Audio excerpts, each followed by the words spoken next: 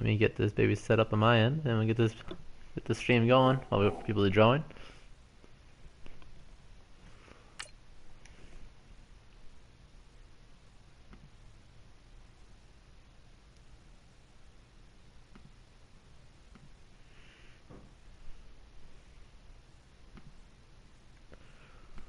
For those that are watching this at some other time, again, sometimes I haven't been doing it very much lately, but if you guys want, I can do a highlight reel at the very end. Not at the, it'll be in the next couple of days. I'll do a highlight reel of this, so you don't have to watch the whole thing. It's a fun experience live though, so I would very much recommend you watch it live.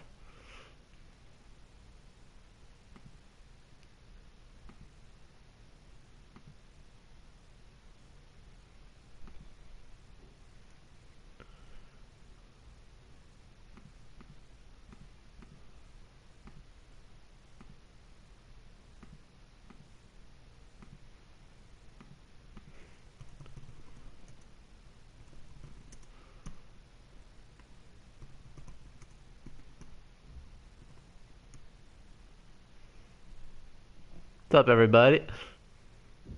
Get to the simulation in a minute. Just getting it all set up on my end.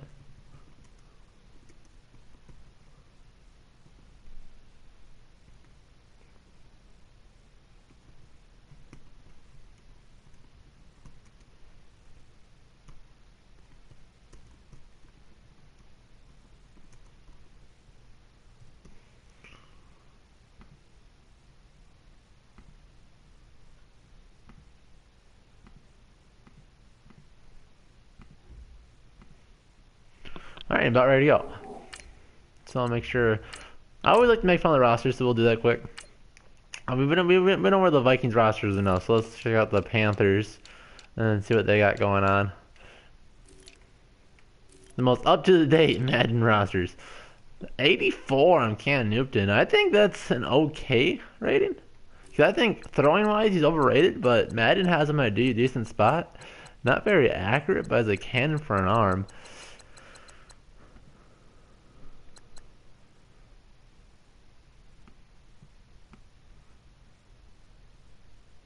That's up, Vikes Hike, Sammy, and Jacob, like always.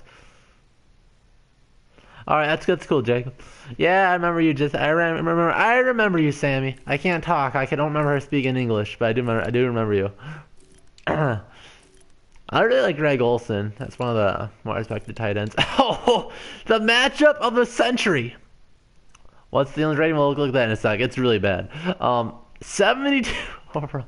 Matt Khalil. They paid him lots of money for that, so he can play with his brother.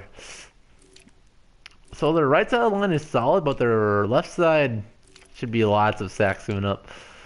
The defense is solid. I got a really very good linebacker crew. James Bradbury. They have Captain. Captain's really good. Oh yeah, I'll check out Thielen's rating, and just so you can see why I don't use their roster. Okay, they got pumped to an 88. I'm pretty sure this is the Madden roster, not mine. 78. Yep. Yep, this is the Madden roster, right? They have Reef at a 78. This is why we go load the right roster. Yeah, 88's fine. As far as for a Madden rating, it's fine. He just doesn't work very good in Madden in general anyways, just because he's so slow that he can't get separation a whole lot. I bumped him to an 892. I should probably dump Diggs a little bit because he hasn't been doing a whole lot. For Diggs, it's mostly like a consistency issue. So as far as Madden, it's really hard to say it's anything bad. I'll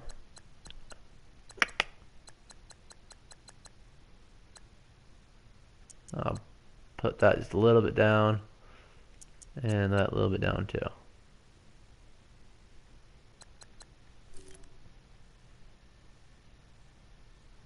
Seems like an excellent number to you, huh? Yeah, 85. Bit of a buff. I could really give Easton a buff too, because I think everybody's like 80 or above for the Vikings, like where they really should be.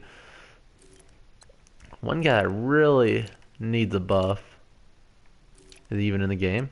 Rashad Hill. He should be like just on the same level as Remmers, pretty much. Very close. Like if he's at 81, make Rashad Hill should be like a 75. Otherwise, you guys get the roster.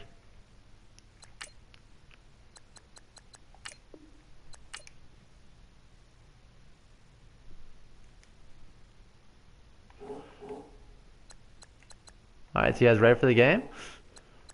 The first seed in the NFC versus the garbage Panthers. Garbage compared to us, of course. In general, they're pretty good.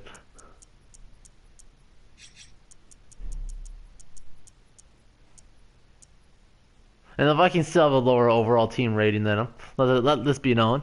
The Madden completely gives garbage overall team ratings.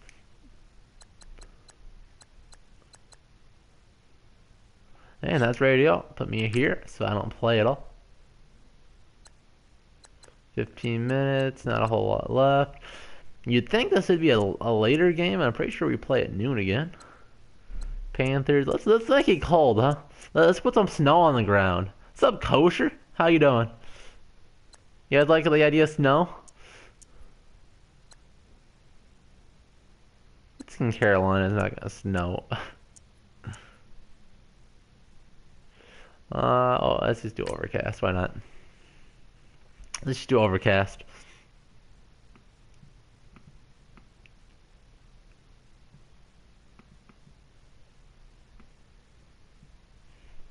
So I think this should be a fun game.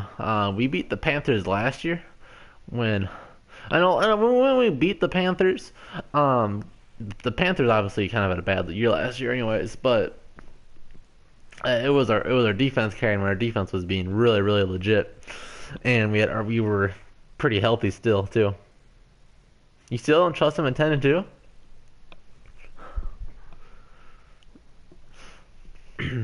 I know some fans are scared because they don't like to put away teams the last couple of games, and some fans' opinions play too conservative at the end of games, and it's kind of scary to see, right? You'd rather them blow every team out by 21 points, but that's just not very realistic. Ready to get it done on the gridiron. It's Keenum's Vikings going up against Newton's Panthers.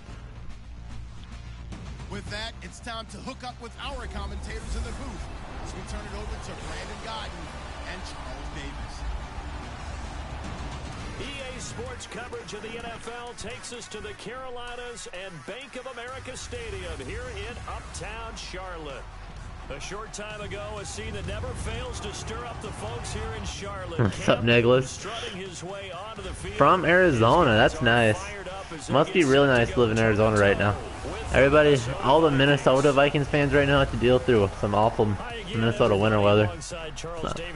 Well, let's start with that question. Just random question. You guys like the winter weather? I can have fun with it. I like sledding and stuff. But the day-to-day stuff, it just makes so much worse. So I would rather weather-wise live in a different place. I'm always competing against the opposite quarterback. If I play better than he does, I think my team has an advantage. Makes the handshake but afterwards a little sweeter too. Kosher, I'd say that's probably the same idea of, and the simulation is boom off. The Kai Forbath little dinky kick gets it to the 3-yard line, bird to the 20 to the 25 to the 20. He breaks a few tackles, gets to the 28-yard line.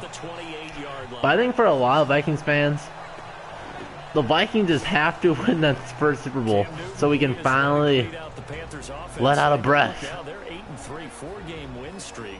Interesting though in their win last week over the Jets, Charles. Cam Newton just 11 for 28, but they got the job done. Yeah, there was discussion maybe he had hurt the thumb on his throwing hand and that might have affected things, but it really didn't matter because they found a way to work around it. And not only that, they get big plays from their 60 to 10, that sounds a lot like Minnesota. Pretty much what it was like last couple days. It was about 60 like Monday, and now it's like 18 degrees. We have a couple inches of snow on the ground. Look at this weird formation. 3 running backs in the backfield out of a pistol. And they'll run with Stewart and gets nothing. The goon. The best one technique in the league. And the Buffet boys, the O-line. Hopefully they're Look at Matt Khalil. Look at Matt Khalil. Oh my God.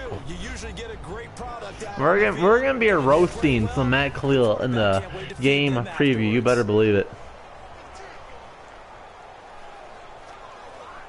I think you find like a turnstile gif or something.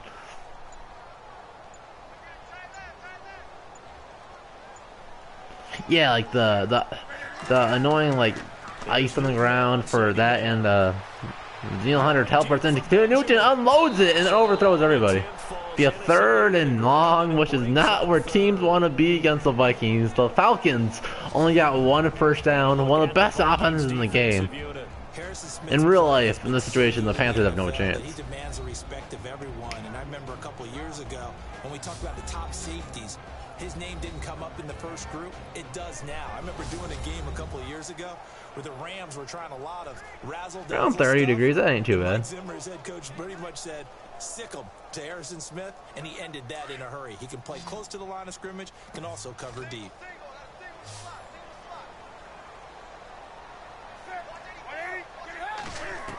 And now the shotgun, Newton has time, and had thrown it out short to Shepard. Very close to first down. Let's see whether he gets the progress. Give him shy by inches. Well, it wasn't a big strike, but that completion put them in really great range. What do we have now, 4th and inches? Yeah, it's not more than a half a foot. You know what I would do here? You would always go for it. I'm one of those guys. Man, who subbed in for Andy Lee down the stretch last year. Yeah, dude. Dumb homework. I feel ya. I'm pretty lucky. I'm pretty lucky. I don't really have a lot of stuff going on yet. So if you guys are feeling it, look at that punt. That's gonna be the best Panthers play of the game. Look at that punt just die at the 2-yard line. What Cheryl's doing? I don't know why that guy's diving on it. I guess, you know, that type of momentum, diving might be your best option. Now let's see what your boy, Captain Case, has for this.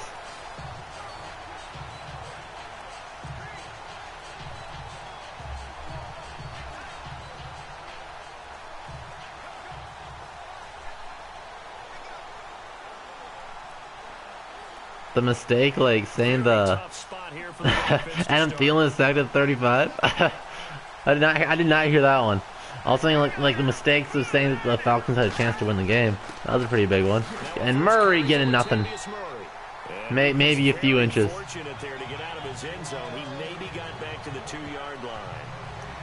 Really shouldn't be a surprise. It's going to be hard to move people in this situation. You know they're going to bring the pressure defensively. So I remember playing in these spots, and my coaches always say, don't be afraid to try and create a safety, too. They're going to bring pressure. I have formation, 2 receivers on the top of the screen, and then power to the left side. He has a bit of a hole, but close quickly. Murray breaks the tackle, and another. A big, powerful run by Murray to get 10 yards, move the chains, then the Vikings can breathe. You and I both know that you don't really, truly replace Adrian Peterson, but Latavius Murray is a really good back. Similar running styles, too. Won't wear the same number, we know that. But when you see him run, you might see a little bit of that in him, upright with some power.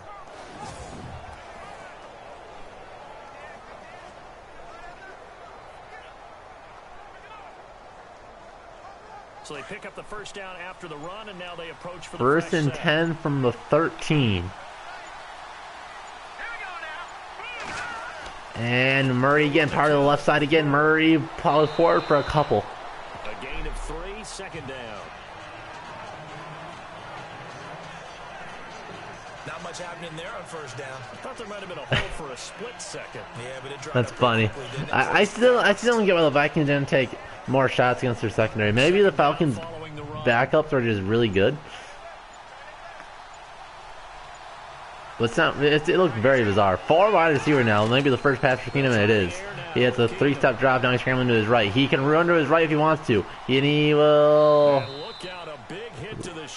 gain a yard after getting killed by Luke Kuechly. That's not the guy you want to run into if I'm Case Keenum. The good thing about that is we got your boy Teddy Bridgewater on the sideline, the best backup in the NFL. So It's a dime look, 6 DBs.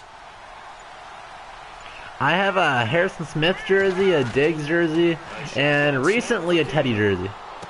And there's a nice strike to Thielen. And he's going to have the first down yardage as he's down at about the 30-yard line.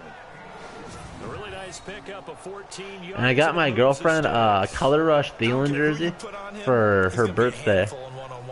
Yeah, right now you're right. They're in man-to-man, maybe. But it ended up being really big. It was supposed to be like a men's small, but it looked like it would fit me just fine. So if I really want to, I'm sure I could steal that. But she's gonna try to shrink it.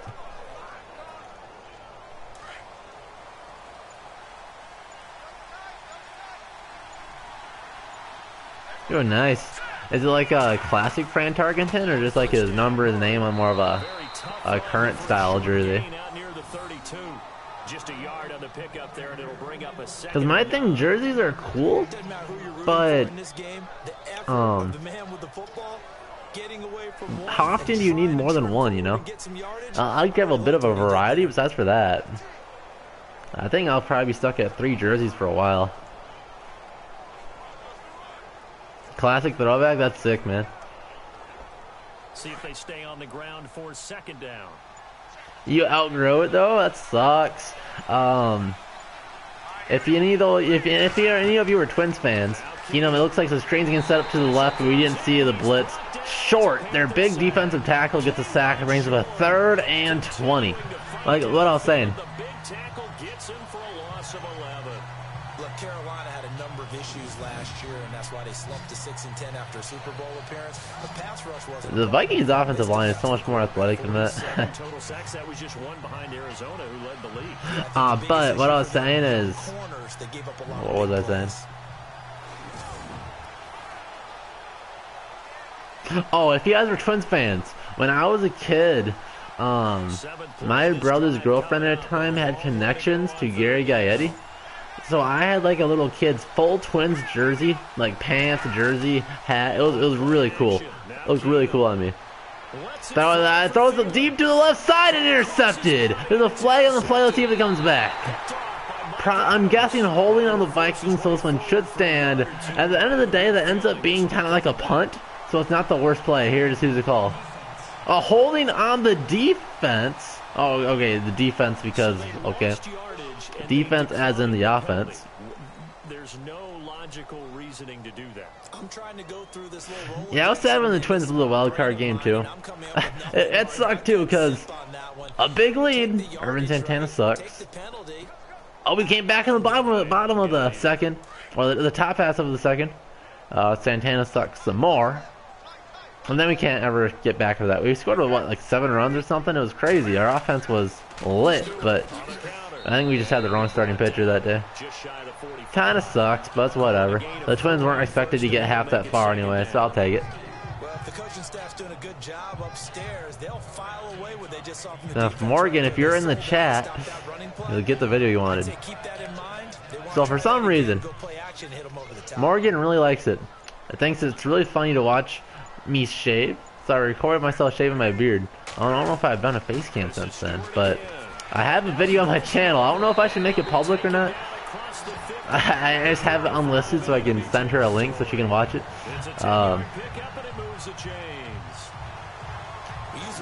It's pretty much just me shaving. It's just a like couple minute video. I speed it up with the music in the background. I do a little commentary every now and again, but it's a silly little video. But talking about silly little videos, I haven't put a ton of work into it yet, but I am very much planning on making a Rudolph the Red Zone Reindeer parody Christmas song Vikings video. Should be a lot of fun, so you guys should look forward to that. Maybe with my schedule right now, the Vikings blitz the left side, but nobody's getting home. Now Cam Newton throws it to a wide open Dickinson. Publish it. All right, I'll have to think of a thumbnail then, because I don't actually. That works out because I don't have a video planned for tomorrow, unless if I get my game preview done in time. We'll see. But it'll be the next couple days, so I'll publish it.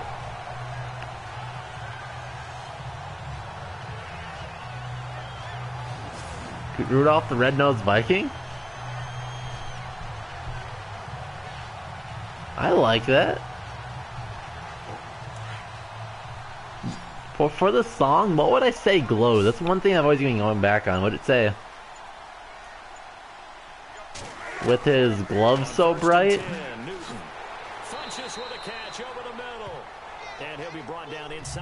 Helmet, maybe? A good pickup there. 8 yards on the first down completion. When you see zone defense and you know you've got a drag route on as your primary call, you got to be really careful as a passer about how far his hands easy, because he might wander into some tough coverage. So they complete the pass and now they face a second down.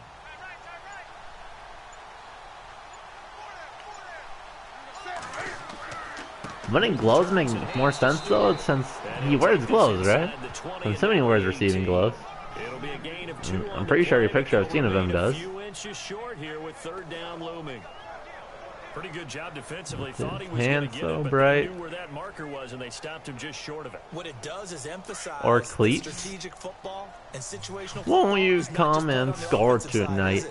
Defense understanding, as you noted, where the first down marker was and making sure they didn't get there. And play action. Newton looking left. He could run. He decides not to. Throws it and it's incomplete. Trey Wayne's in coverage. The good news for them now, it's fourth down. Bright yellow gloves. All right, I like it then. By this secondary, when I watch them, I think we're going with gloves then. Elite defenders on a basketball court, right? They want to contest each and every pass. Great contest on third down to bring. Could have been a pick six. Trey Waynes has wheels. If he catches that, when he catches that, he would be gone. So now off goes Cam Newton might catch him, but one move, Trey Waynes gone. But the Panthers trying to take the first lead of the day. It should be a chip shot, but this is about where Blitter Walsh missed in the playoffs. We'll see if it is, and it's on All Pro, so the computers would never miss. 3-0 Carolina. So the drive stalls out, but they are able to put 3 points on the board. Yeah, just a yard or two shorter than an extra point, so no problems converting there.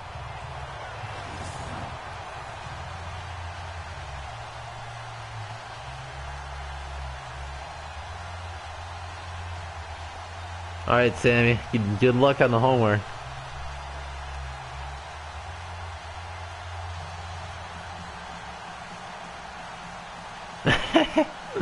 Yeah, I'll give it to you. Newton rolls out, fires in the end zone, and are you kidding me? It weighs in the chest. Let me announce a different team, please. There you go. Charles, we're taking out the end zone to the 20 to the 25 and stop right there. Let's get him to the 26. Just across the 25. Now Case Keenum in the offense. You've got to give props to Paul Allen. He's got to be one of the biggest Vikings fans. When you go through that much with them, whew, 10 out of 10. Yeah, I really wish I had a great announcing voice. I think it would make YouTubing a lot easier, right? But I think I can do a decent job every now and again. Big thanks to the defense. I love Paul Allen too. I don't know why there's a group of fans that hate him for some reason. I never understood that. And run to the left side, another power play. Murray squirts through, picking up 7. It's all Latavius Murray has to do. Get past the initial line of scrimmage, fall over. That's all he did there. You have to get past, squirt through the hole, fall forward. Yo, he gets so into it. I hear other teams' announcers, and I feel bad for him because the other teams' announcers usually sound boring. And now Murray to the right side, a big hole. Makes one by miss and goes to the 45-yard line. That one goes for 13 yards and it moves the sticks. Although his passionate level can get so sad when something bad happens. Are you kidding me? He missed it, and the Vikings will lose to Carolina. What's up, Jacob?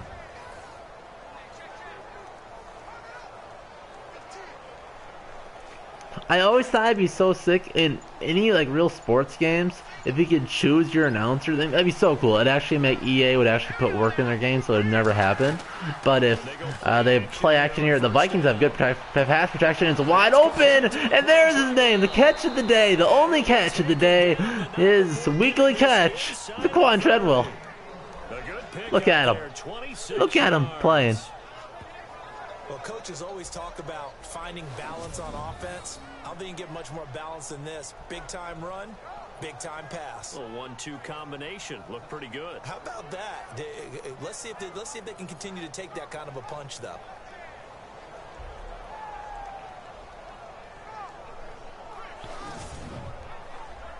Now the Vikings are starting to move.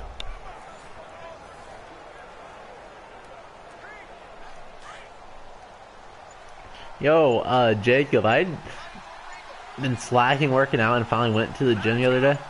My pecs and legs are still killing me. And there's a run up the middle by Murray. Picks up a couple.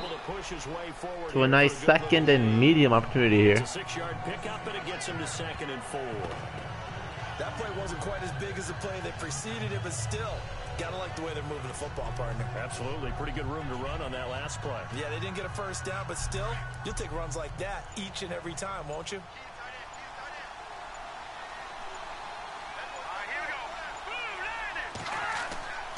And Murray, Keenum, play action. And he rolls to his left and right. He can run if he wants to. And now he will. Now he throws across his body. Does a Brett Favre and do triple coverage. That's the most Brett Favre thing of all time.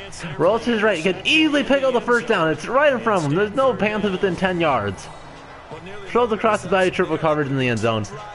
And he had 3 drops on that one, all from the defense. Interestingly, that throw was probably worse than the one he threw the interception on last drive, but fell incomplete.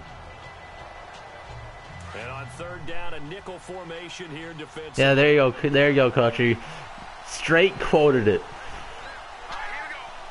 Like that call was heartbreaking. You have to see what's going on to that to hurt. He had McKinnon wide open, throws it to a wide open Luke Kuechly. Keenum has blinders on. Completely colorblind. Threw to the wrong jersey. He had McKinnon wide open right at the first down marker. No Panther within 5 yards. Instead, forces it to David Morgan, a blocking tight end, to the best coverage linebacker in the league. Probably the best linebacker in general. I love Luke Kuechly, man. I have no idea what he's like as a person, but he's such a dang good football player. The season can't end like that. Yeah. Like he says what every fan thinks. It's so crazy. Yeah, he's such a great announcer. No quarterback ever goes out there saying, "Hey, let's get 3," right? I wish football was a lot like a baseball, and each team just had their own TV announcers. That'd be so cool too. Because we could just have, it'd be like preseason games, right? Where you get Paul Allen announcing the TV game. That'd be so cool. And run to the left side as a big hole for Stewart. He's going to plow forward very close to a first down. Should be a 2nd and short. You like CJ Mosley better? I think CJ Mosley is a tackling machine, but I think, like, I don't want to, I can say, don't take my word for it because I don't watch the Panthers or the Ravens a whole lot, but CJ Mosley just leads the league in tackles, but Kuechly, like, his coverage skills are so good too. Like how well-rounded Kuechly is.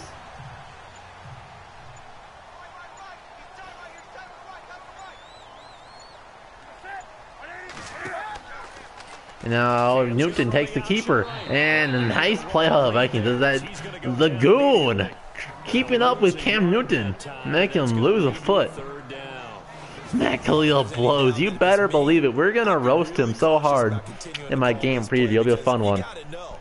The matchup of the season. Everson Griffin, Defensive Player of the Year candidate, versus Trash Can Matt Khalil. Oh man, that'll be a fun one. Should be a fun one. If we get under 4 sacks, I'll be a little bit disappointed. Not gonna lie. 4 wide receivers, and that'll be the quarter. We had 4 out there. as the playbook teleports in the coach's hands. Heroes, as time has run out on the first quarter of play. 3-0 is our score. We're back to Uptown Charlotte after this timeout.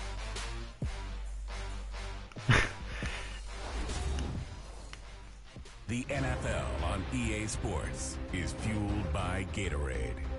Yo, we get Romo? That's actually really sick. With my good friend Charles Davis, Brandon Gaudin with you. It's the Panthers in possession. I haven't really had an opportunity to check out a full game, but the Tony Romo highlight commentary is really cool. So,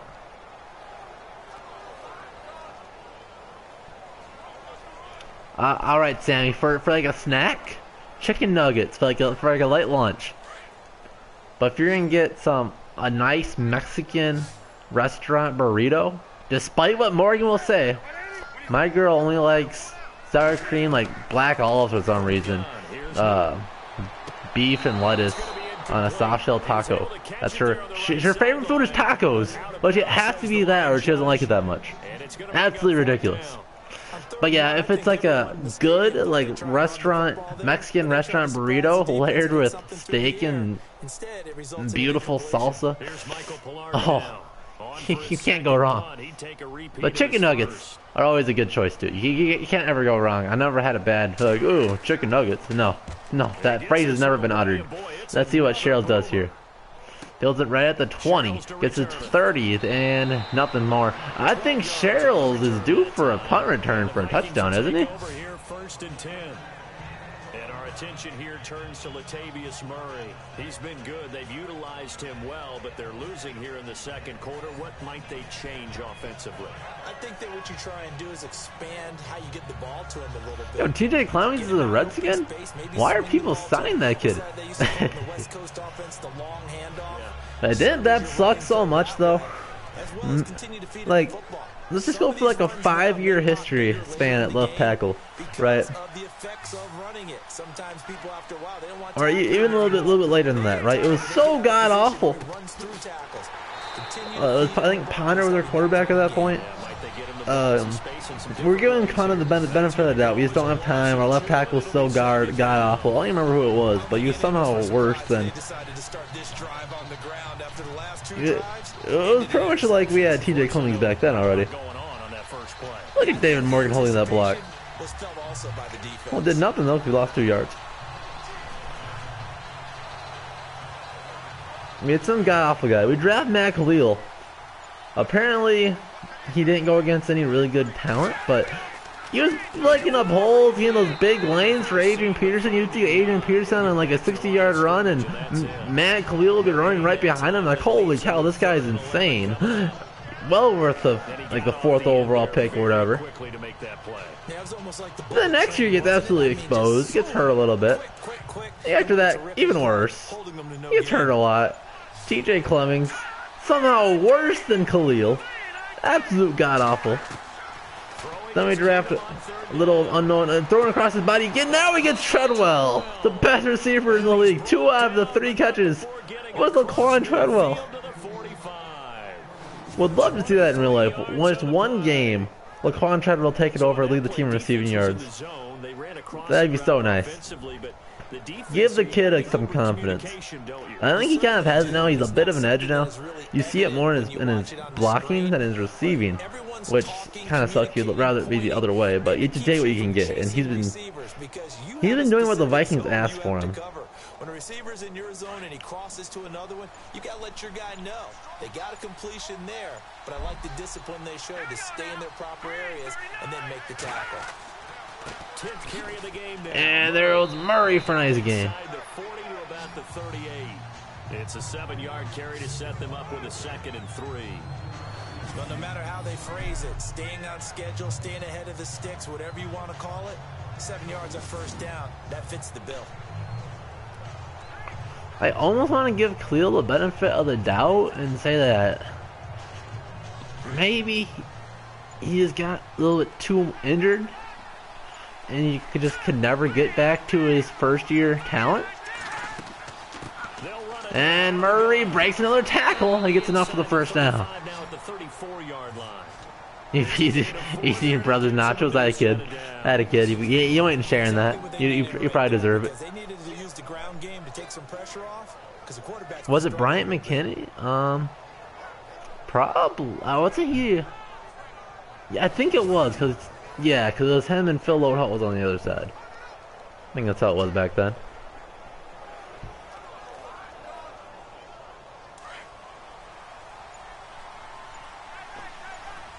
Right, 34-yard line, approaching field goal range. And running, play action here. Keenum has time, rolled out to his left. He could run if he wants to, and he will. No, just kidding. He'll throw across his body the other way, and this time it worked. Touchdown, Thielen! Look at Thielen finds the back of the end zone, grind on it like Mia Khalifa on a strip pole, grind on that end line. And that's really difficult to do. Look at that. I think his feet are in bounds. They're zooming on his elbow for some reason, but I think his 2 feet were in bounds. And there's going to be a stoppage here. The booth wants to take another look at this potential touchdown.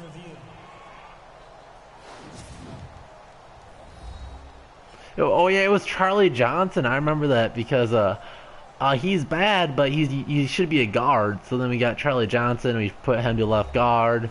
He was still god awful.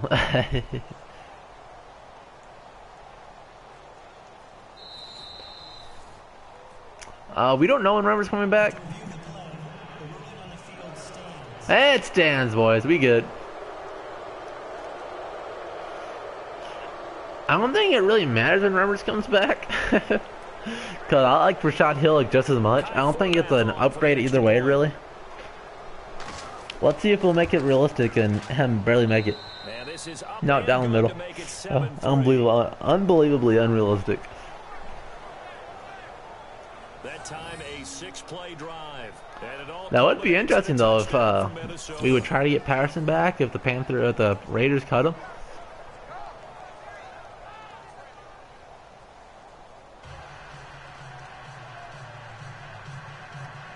What kind of contract did he sign with them?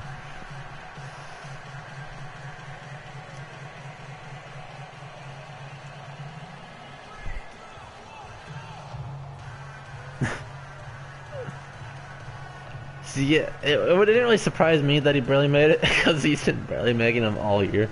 Forbath out to kick this one away. Can we just let Quigley do PATs? Can't be much worse. And he can take it out of the end zone about a couple yards deep. Goes to 20 to the 25, to the 26, to the 27. Extra couple yards here for his trouble as he'll bring this one out to the 27. I think if we sign Patterson, we cut Sherrills. That'd be the only way to do it. Because I don't think we want 2 specialists to be active each game, and I don't think Sherrills has really done enough to really warrant it. So be like, hey, Flash, you're gonna do kickoffs and punts. Well, we can do someone else do punts. Like we could have, if it depends what our receiver core is like, right? I mean, ideally, the best situation is Rodney Adams finally does what he was supposed to do and be the Cordell Patterson replacement. And if he's like 90-95% as good as Patterson, I think we just roll with that, right? That's the easy one. Players on any football team, defensive tackles, because we ask them to just eat up blocks and allow other people to make tackles. But when he can make a play himself, as we just saw there, that's a big day. We just have so many other receivers that even though Sherrills isn't, look at Harrison Smith right off the edge, not even blocked. Even though Sherrills isn't a good corner, it's still nice to have that emergency depth there. But we have no need for that type of depth at wide receiver. Big boy. Well, how about the credit then for the defense to be able to chop that big tree and put him on the ground? I know back when you played, it took 4 of you. And Vikings blitz to the right side. Cam can run if he wants to, he will. It'll be very close over. He's going to slide short. A pad play. That's not a Cam Newton play. In real life, Cam Newton's like flying over everybody, probably diving for it. I don't know why Cam Newton was put his body on the line when he's running for it, but not for the ball in Super Bowl. But that's okay. Look at Daniil Hunter track him down. He was scared. He saw the old 6'6" Daniil Hunter scare run at him, and he slid down. Here's Michael Pilardi now as he's on the punt for Carolina.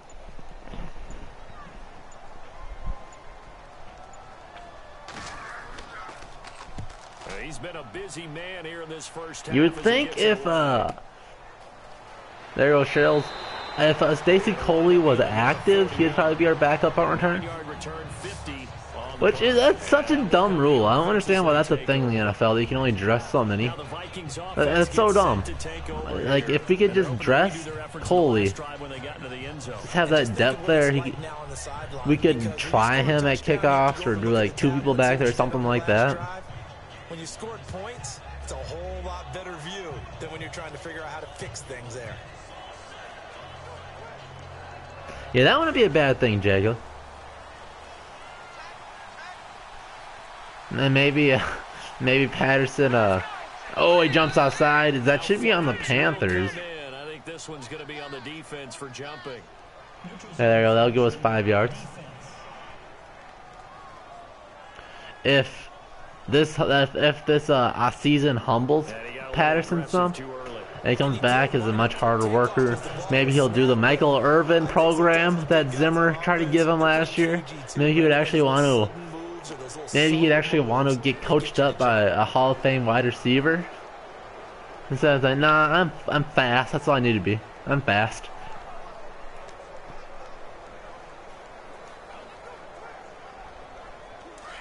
And on the outside, they're playing press coverage. But honestly, I'm so much more curious to what our depth guys have to offer. And there goes Murray. There goes Murray's been doing all kinds of spin moves this game. Already at 58 yards. Goes as a gain of 8 and moves the chains. Now this is an example of breaking down a defense, because on a lot of these runs, he's getting past the point of attack, and guess what he's doing? Forcing the secondary guys to have to make a lot of tackles.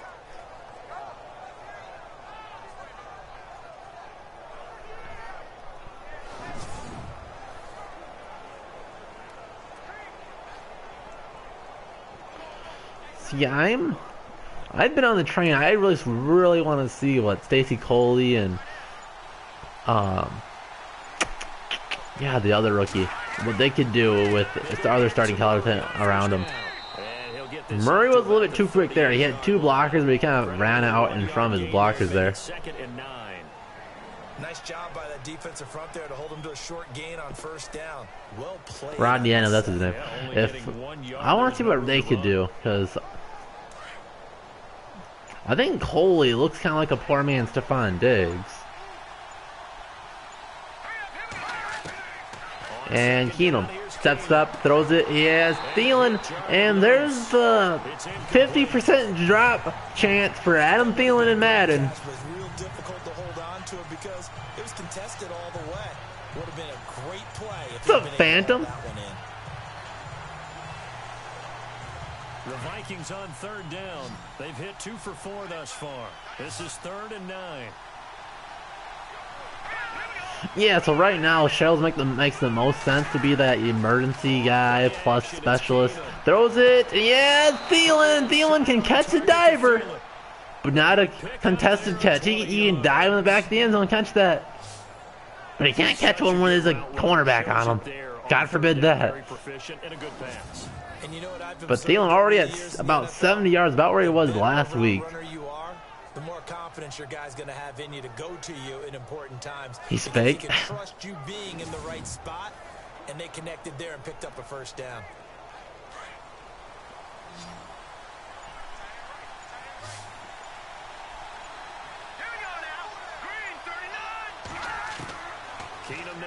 He throws it wide open as Murray. He'll be very close to first down. I think if he didn't try to do that juke and would just lowered his shoulder, fell forward, probably would have had the first down there. But whatever the case is, it's a second and very short. So many times you hear today's NFL described as a space game. Get your best. You mean like middle of the 3rd quarter when it seems like we take the step off the go off the gas pedal a bit. Run the ball a little too much, get a little bit too much predictable. They'll fake the handoff. Now I don't think it's not that big a deal. And Blake Bell found a way. He found a way. He always makes catches in Madden. Can't do so in real life. That throw has to be a quarterback's dream, doesn't it? Big tight end, curling in the middle of the field, so it's great sight lines for him. And when they show their numbers back to the quarterback, beat deep pass game struggles. All right, so should be pitch and catch. From like a statistical standpoint, it's probably more so regression to the norm, where that just states you can go back to what your average is like. Look at that, the blitzer in the space. Keenum's gonna run backwards about 15 yards and get sacked by Thomas Davis. Thomas Davis coming with pressure. He drops him on the blitz for a loss of 12. So regression to the mean, right? We were so good early in the year at throwing the deep passes. It's kind of what the law states is that you're gonna go back to your average. So we're gonna have a bit of a recession now, and then playoff time we should be able to throw it deep again. And strategy-wise, it's probably just due to, well, look at these guys. They're throwing 30-yard bombs all the time. Let's stay in cover 4 prevent style defense and see if they can beat us underneath. So that's probably what's happening from a defensive coordinator. If they blitz everybody, Rudolph gets a nice chunk. Still a 3rd and long. 21, just shy of the 20 in the red zone. That's a good looking play to me. The big tight end on a crossing route coming underneath. Sometimes he can gain some serious momentum going forward, can he? Yeah, he can indeed, and pretty well executed there. The Vikings on 3rd down. You know, that really might be because defenses are in cover 4 deep coverage. The more off coverage, don't press as much. Now a play fake, and it's Keenum. But who knows? Throws across his body again, and it could have been intercepted. 4 Panthers, 2 Vikings. Maybe get your eyes checked, bud. What's up, Strax? How you doing? They blew a golden opportunity to shift the momentum.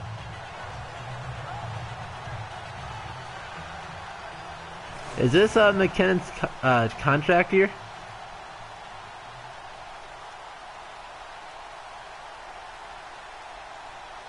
On now is Kai Forbath to try the field goal.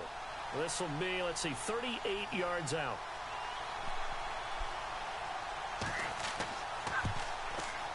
And Forbath will put this one through. And the Vikings make it a touchdown lead. 10-3. So in the end, they had the ball for 10 plays, but the drive only yields 3 points. It depends how expensive McKinnon will be, because I don't think he'll cost a whole lot. But I don't think we'll need McKinnon, because next year is going to be Murray and Dalvin Cook. Emphasis on Dalvin Cook.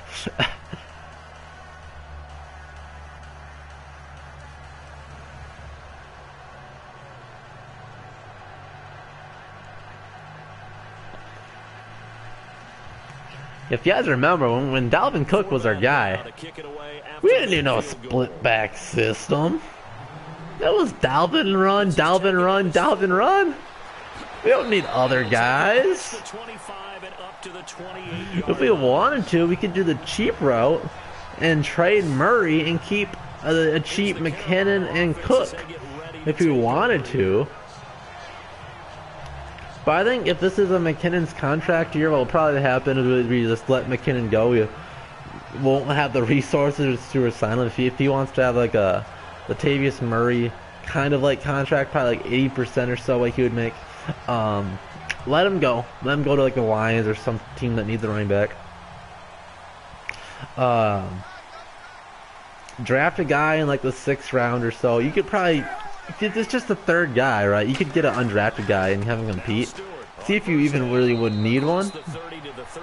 Either way, you'd either bring a 3rd running back onto the active roster, or you would have one chilling on the practice squad just in case, because CJ Ham is a capable emergency back, as we've seen him take a few carries this year at fullback. So I think we're set at running back, whatever we decide to do. We have some options. On second down, they run with Oh, look at that play, tackling him. Very nice form tackle. No way. No way was that Anderson Deo tackling with his arms and using good form to tackle the running back. That's not what Anderson Deo does. The man goes full speed, shoulder to their gut, and hopes that brings them down. That's Anderson Deo's every single tackle.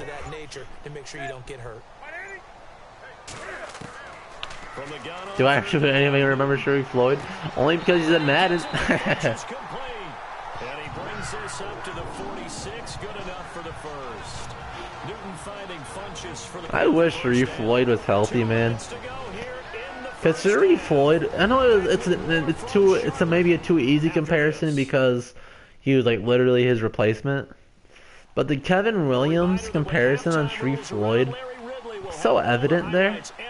And he was starting to take off, and then he had that weird non-football related injury or whatever.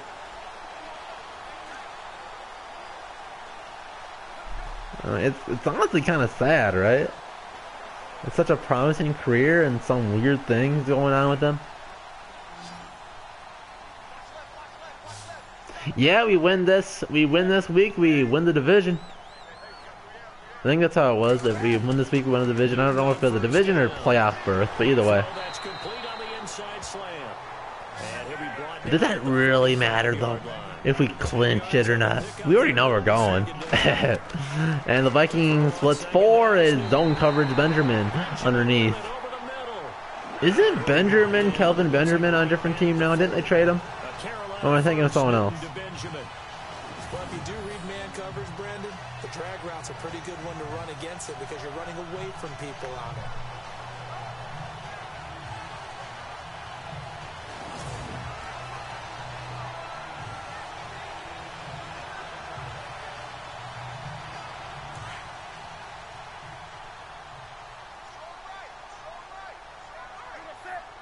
Yeah, I was just saying that the difference is whether or not we're a division champs or we just pretty much clinched a wild card or above spot, right? That's what I was saying. A good pickup there, 8 yards on the first down completion. In today's football, where receivers break tackles, make people miss, get upfield for the extra yardage. Yeah, McKinnon's he's been a great compliment his entire career. That's like what he's been.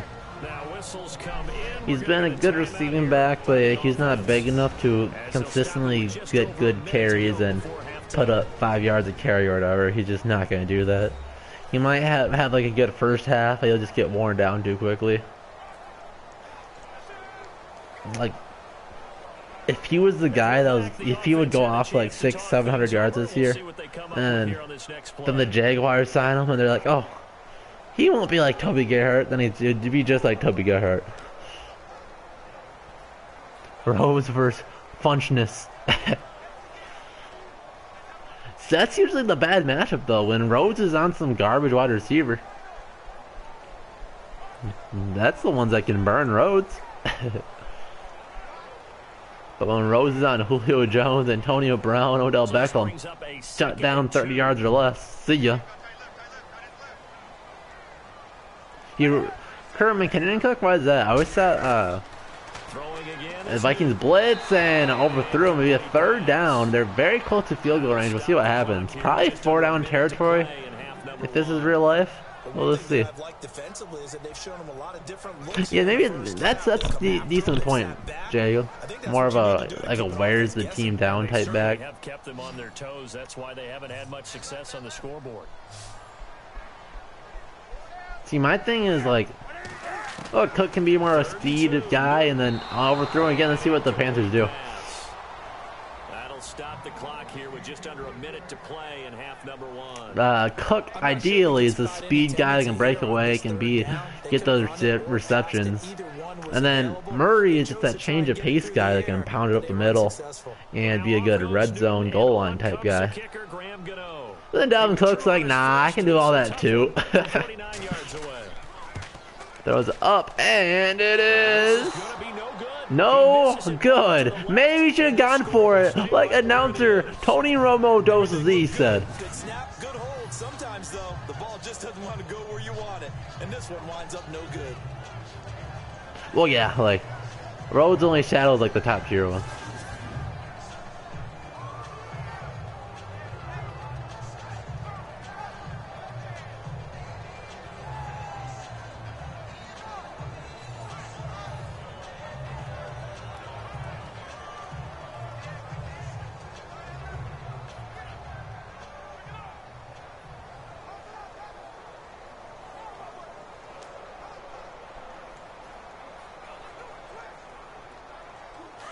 Looking to jam the receivers at the line here. Press coverage look defensively. Yeah, it turns out the Vikings have a good O-line too. 4 receivers on the field. See what the Vikings can do. They have all 3 timeouts, and they do a 2-foot long pass to Latavius Murray to try to get into field goal range. Some playoff picture talk here. AFC Decision-making skills, level Sam Bradford. They seem to be clear at the top. It gets pretty muddled after that, doesn't it? It certainly does, and we talked last week about the AFC West. Remember the beginning of the season? It seemed like the best division in football. See, Dalvin was running so good before our offensive line really gelled. Because our O-line probably didn't really gel together as far as run blocking until like week 4 to like week 6, somewhere around there. And the Oakland Raiders are just a game out, despite the fact they haven't had their best Keenum dropping back. He's got pressure in his face. Throws a screen to his right. It's Murray. Makes one guy miss. Gets a few yards. Brings up a 3rd down and 7. A big play here. Panthers still have 2 timeouts. A punt would make it a long drive, so probably not a big deal either way. So the offense takes the timeout, and they are back out and Reed fell out his first sack.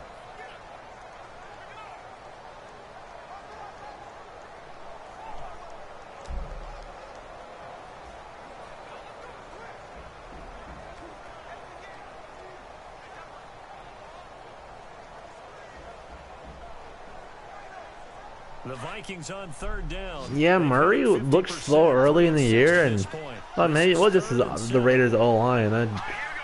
He's making plays, right? A lot of it's due to our blocking. Murray throws it underneath. Rudolph get out of bounds. He doesn't get out of bounds with the burn another timeout.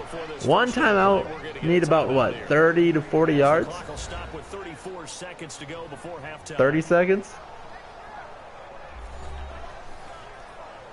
So we're back in the offense. Yeah, Easton got in his. No, what happened, right? If I remember right, it was a blitz, and there's a guy on the outside of Reef, and there's a guy on the inside of Reef.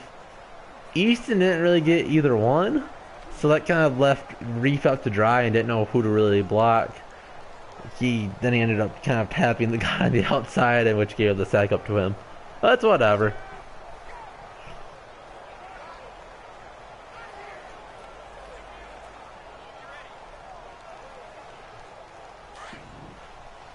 But between Hill and Rummers, I would say Hill's a slightly better pass blocker. Rummers is a slightly better run blocker.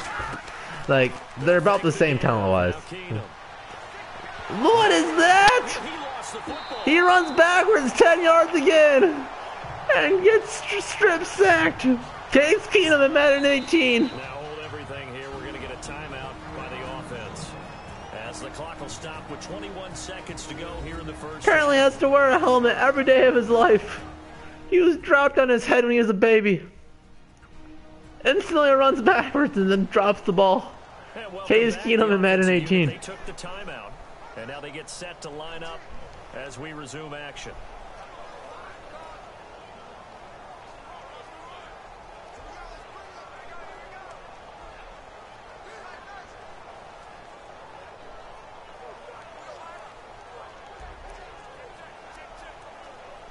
So after nearly turning it over, 2nd and 23. After Case the Keenum gets up a 13-yard sack. See what they do here. Let's see if they just run it. No, they'll pass it again and give Keenum a chance. He's going to run backwards again and get sacked again. Case Keenum in Madden 18 has no type of elusive ability like he does in real life. This is why, folks, Madden 18 it's the most realistic experience of all time. To give you guys a fun Madden stat, Case Keenum's elusiveness was literally like 20.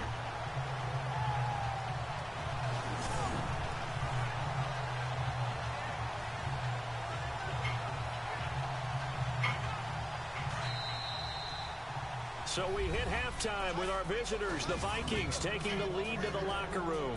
As we send you down to Orlando. Keenum recently got buffed to like an 81 or 82, so there's that. Thanks, Brandon. Thanks, Charles. And welcome to our EA Halftime Report. I'm Larry Ridley. Classic pre-half Vikings, I guess so, Nicholas. The Vikings have looked good on the road and will just try to keep the ball rolling. But we're dominating as far as total yards. It's only a 7-point game. I do believe we get the ball to start the half. So that's always pretty nice.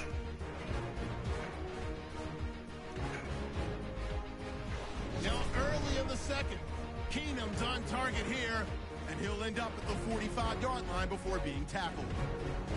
Continuing on the drive, Thielen's wide open down the field.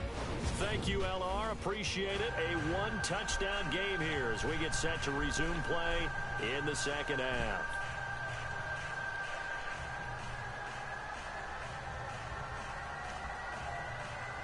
Or Brett Hundley if they're playing the awful Bucks, Jacob.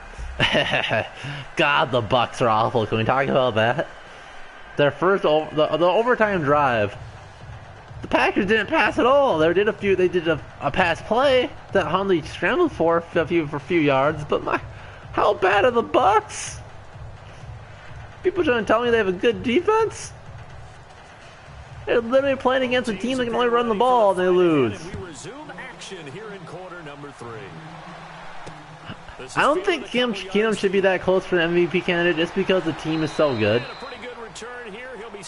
The MVP is usually the guy that carries a team on his back.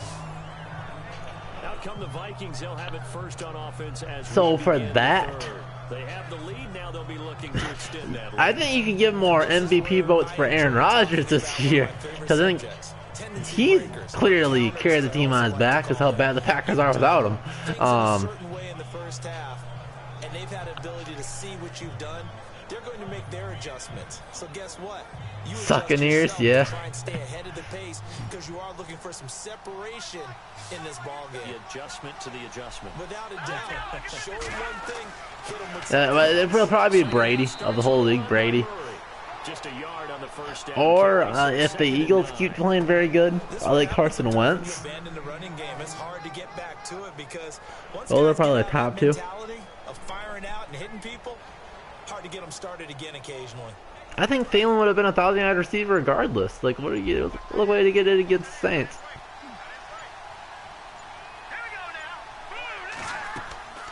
They'll run it now out of the gun. Only a couple there as he'll be brought down about the 28. See, I don't think he's an MVP. We could say he's like the savior or whatever. Maybe comeback player. Won the battle there. It wasn't a big run given up. They don't always have to absorb the body blows. Sometimes they dish them out themselves. And for those that've seen my who should be the Vikings quarterback of the future, 3rd and 6, big play. Thielen should have it. See where they mark forward progress at. There we go. We got the first down. Over 74 yards for Thielen. Oh, that sucks. That's sad to see. But I think the Eagles have one or more losses left in them, right? Showing those possession receiver skills right there to pick up the first. So the offense has it 1st and 10. But for those that have seen my Vikings quarterback of the future video, I will probably wait until the off season, but I will do a follow-up video on it because there's a few points I want to make a little more clear. And there we go, Murray down the sideline, showing we saw his speed and elusiveness earlier in the game. That was his speed as he found the outside and went down the sideline.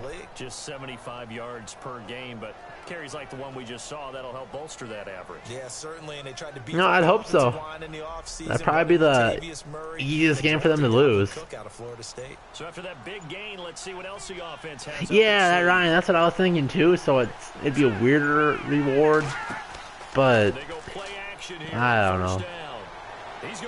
They're deep, and it could have been, that's like the 3rd or 4th drop interception that the Panthers could have had. A missed opportunity for an interception would have killed off a drive. They had a chance there to finish things off. I don't know who else in the NFL would be in consideration for comeback player. I mean, Andrew Luck comes back, gets hurt again. Same thing with J.J. Watt. Adrian Peterson, maybe, but he's had one good game. He's had one good game this year. Oh wait, Keenan Allen, there you go. There you go. Jacob's got it.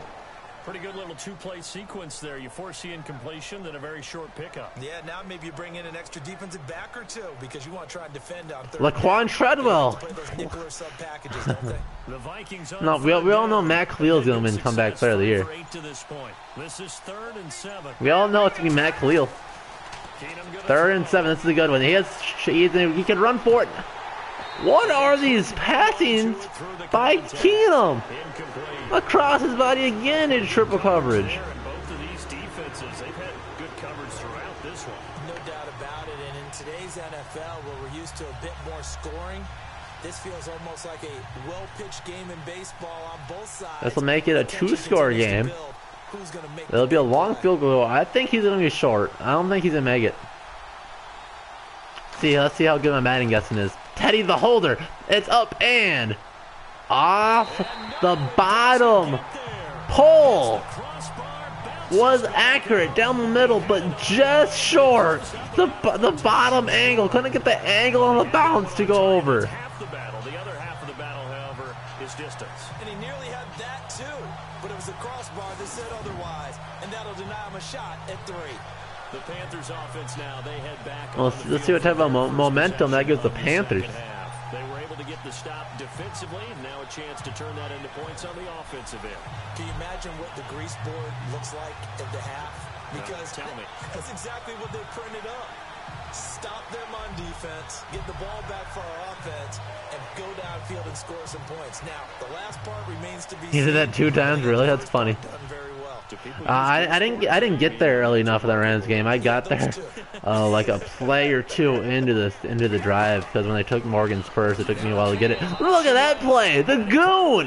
It's the guy that they have targeted on Cam Newton. Every keeper that Newton's trying to do, it's been big ol' Linval Joseph right on top of him. A heat-seeking missile. Look at him plow through. I think that was Matt Khalil trying to block him. That's why. Completely stymied. I mean, they're trying to get some consistency, trying to find places to roam. They just haven't been there throughout this game.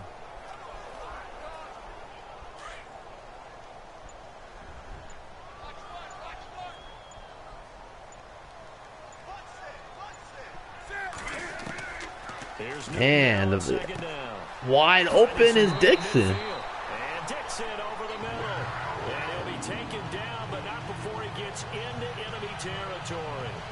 17 yards on the pickup there, and the drive will continue. So they're on that play. See, Jacob, I'm too worried about the play on the field to really look too much and pay too much attention to the jerseys. But I get it. Trey Waynes is overrated? Don't you have to be rated high to be overrated, TV? I don't think that at all. No, I'd actually say on the other side of the coin, I'd say it's underrated. You need some yellow mustard jersey. And they blitz, hit him as he throws and overthrew. Some mustard yellow jerseys.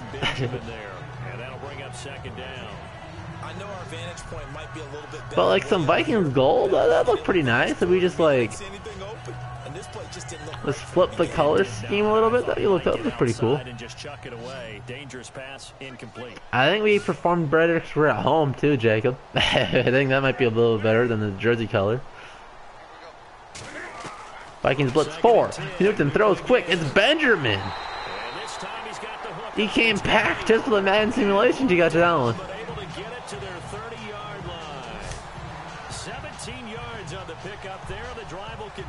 See, Trey Waynes has been playing great lately. I mean, it hasn't just been Xavier Rhodes shutting people down. If you notice, teams haven't been targeting Trey Waynes as much anymore. He's been in a lot tighter coverage. Some respect in his name. First down and 10 now for the offensive group. Nearing field goal range. 3 receivers on top of the screen. Newton out of the shotgun. And he'll hand the ball off to Stewart. He has a little hole. Makes the guy miss and moves forward for 5 yards. Taken down right at the 25. He's had a ton of success here so far, but you get the feeling that he might be on the verge of popping one. Yeah, even on that one, there was All right, I'll give you that. I'll give you your point, Jacob. It's all about the jersey.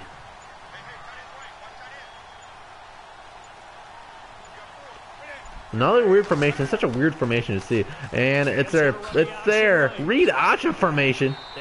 That's the aggressive button pops up on the screen for some reason. And Newton picks up the first down. His first successful run of the game. I know flashy plays, as people like to call them. That attracts Yeah, I know what you're doing, Jacob. You don't think it's like an RPG game where our home jerseys gives us all +5 awareness or something. It would be pretty sick though if that's how life worked.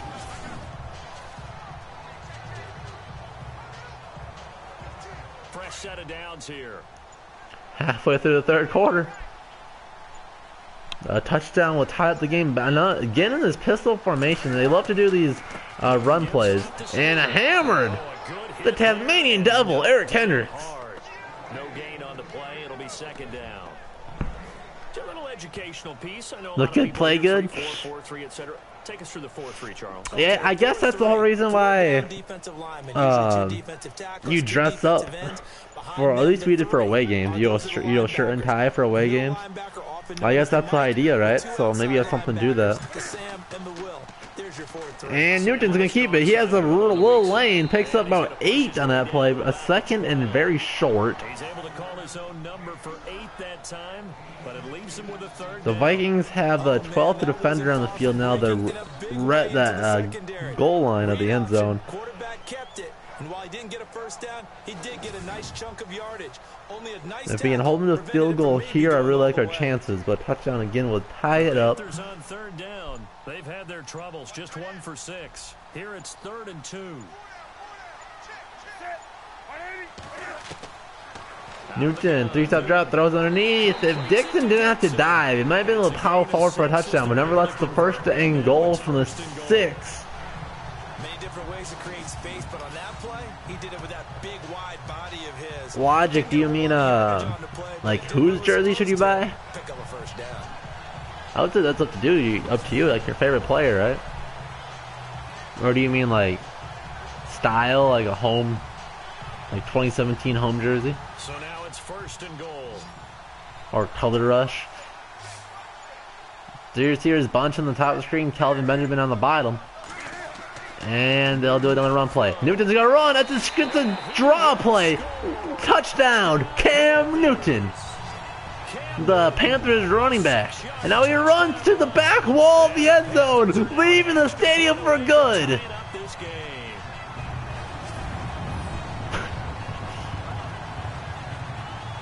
Who? Graham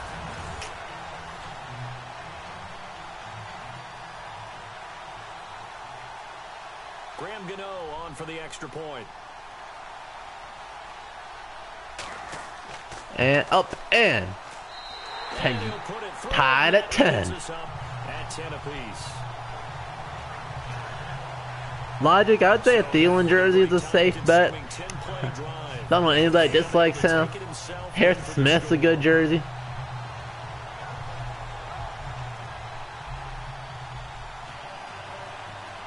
You have Thielen, Rhodes, and Smith. So okay, so I gave you good options, obviously. If you think Cooks can come back and be as dominating as he was this year, I would say Dalvin. Yo, thanks, Jacob. I hope you can tell I put a lot of work into that one. It was the first video I actually did like a full script for, and I think it was a very well thought out video, and try to keep it as organized as possible. To the 20, and maybe a poor decision there by Sherrills to the 21-yard line. Where he would have been if he had taken a knee, as they'll start at the 21-yard line. See, I think when I do my follow-up video, I think it was a very interesting that Teddy has the best career average and best yards per throw and best quarterback rating of all three quarterbacks. I think that's really crazy because people always gave Teddy crap for having a weak arm. But on average, he throws the ball for more yards than the other two. And I think he was second for deep passes.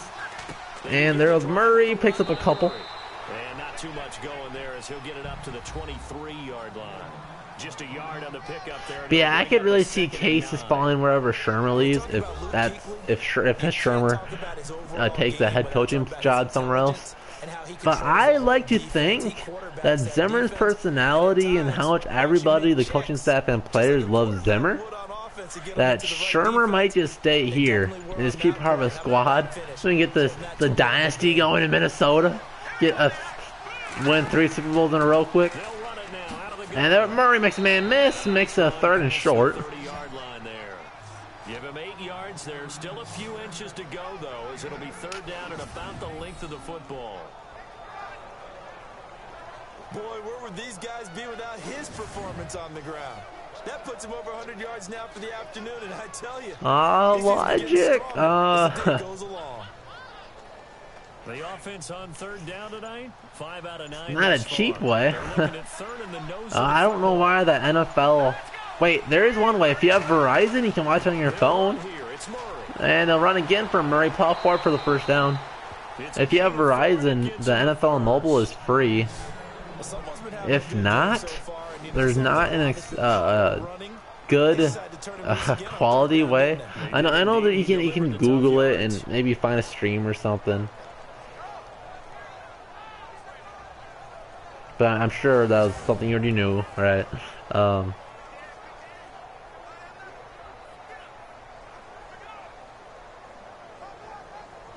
a new set of downs here after picking up the 1st on the ground.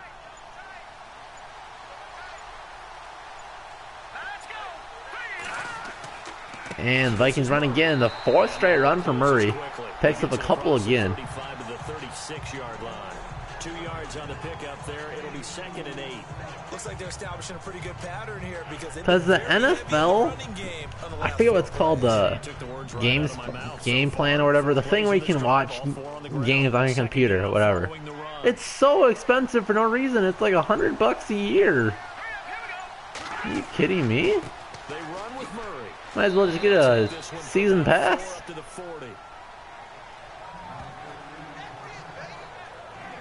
This drive is pretty clear. Almost feels like old school fundamentals, doesn't it? Want to impose their will.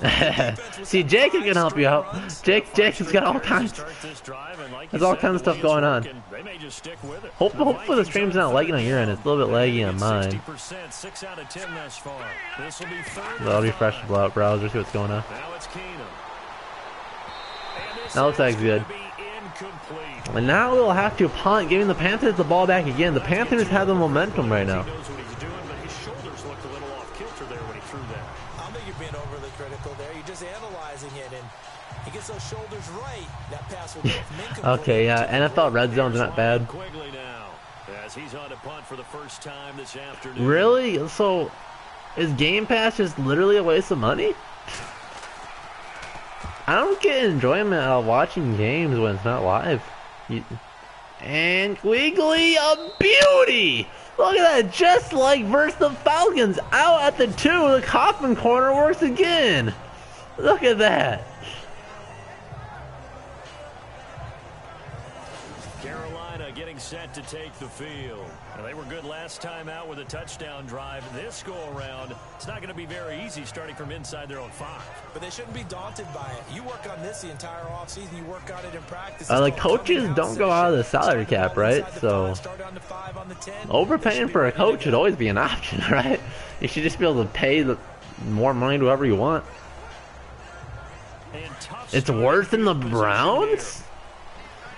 Oh. So is it like... Does it like 3D print pooped in your house? And a play action on 1st down, a risky play here. Now Nugent will run to the 10. And trucks forward. I don't know why a little truck animation popped up there. That was really weird. And the second time you see the little button command animation pop up on the screen, it's starting to glitch out a little bit. You see it right before you hit him. You saw the little, it flashed up. You think they are? Sure, I could Google it, but I thought they were just a totally different thing. I thought the Sorry Cat was just for the players.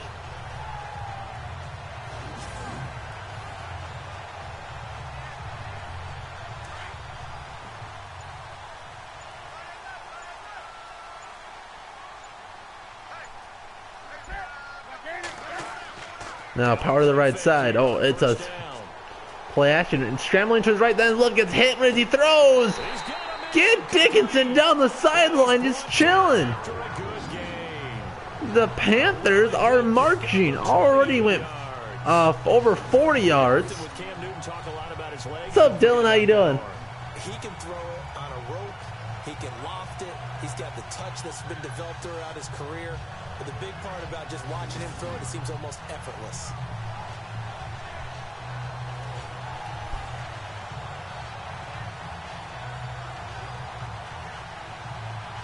Offense comes to the line now, 1st and 10.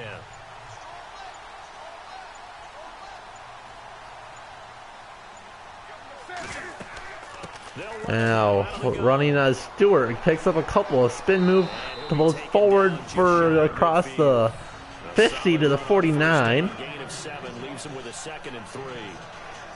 Some runs are blocked so well, you almost forget that someone has to carry the ball to gain the yardage. The leverage by the offensive line to create space up front, really well done.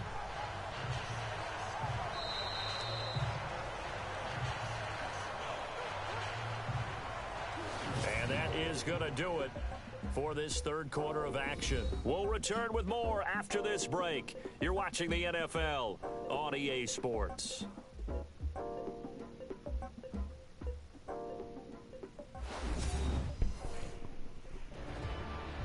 And we're back now in Charlotte. All even as we get ready to start the 4th. Well, yeah, Dylan. They have Matt Cleel. The right side of their offensive line, according to Madden at least, is pretty solid. But yeah, their left side should get exposed. 3 yards remaining here on 2nd down.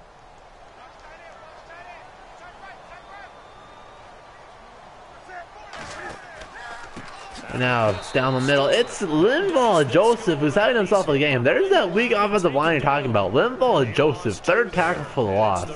An absolute monster in this stream. Griffin time all day. I think 2+ sacks for Everson. 2+. Your offensive line to give you a little bit of space, a little bit of time so you can make a move. There is none there for him. Yeah, the receiving core is not very good either. We just have to stop the run. GG. Lacking much success, just 2 for 7 to this point. This will be 3rd and 5. The receivers bunch on the top screen. This is a big play for the Vikings. They really want to get the ball back. The Vikings only rush forward. Newton runs to his right. After throwing on the run, and gets his receiver. And he takes this one down all the way near the 30. The 21 yards there as they convert on 3rd. Tell you what, he's been able to put the ball in some tight spots all game long. That throw. Greg Olsen is a god. I like Greg Olsen. I can do it, so it's not that big of a deal to me. I'm going to keep firing.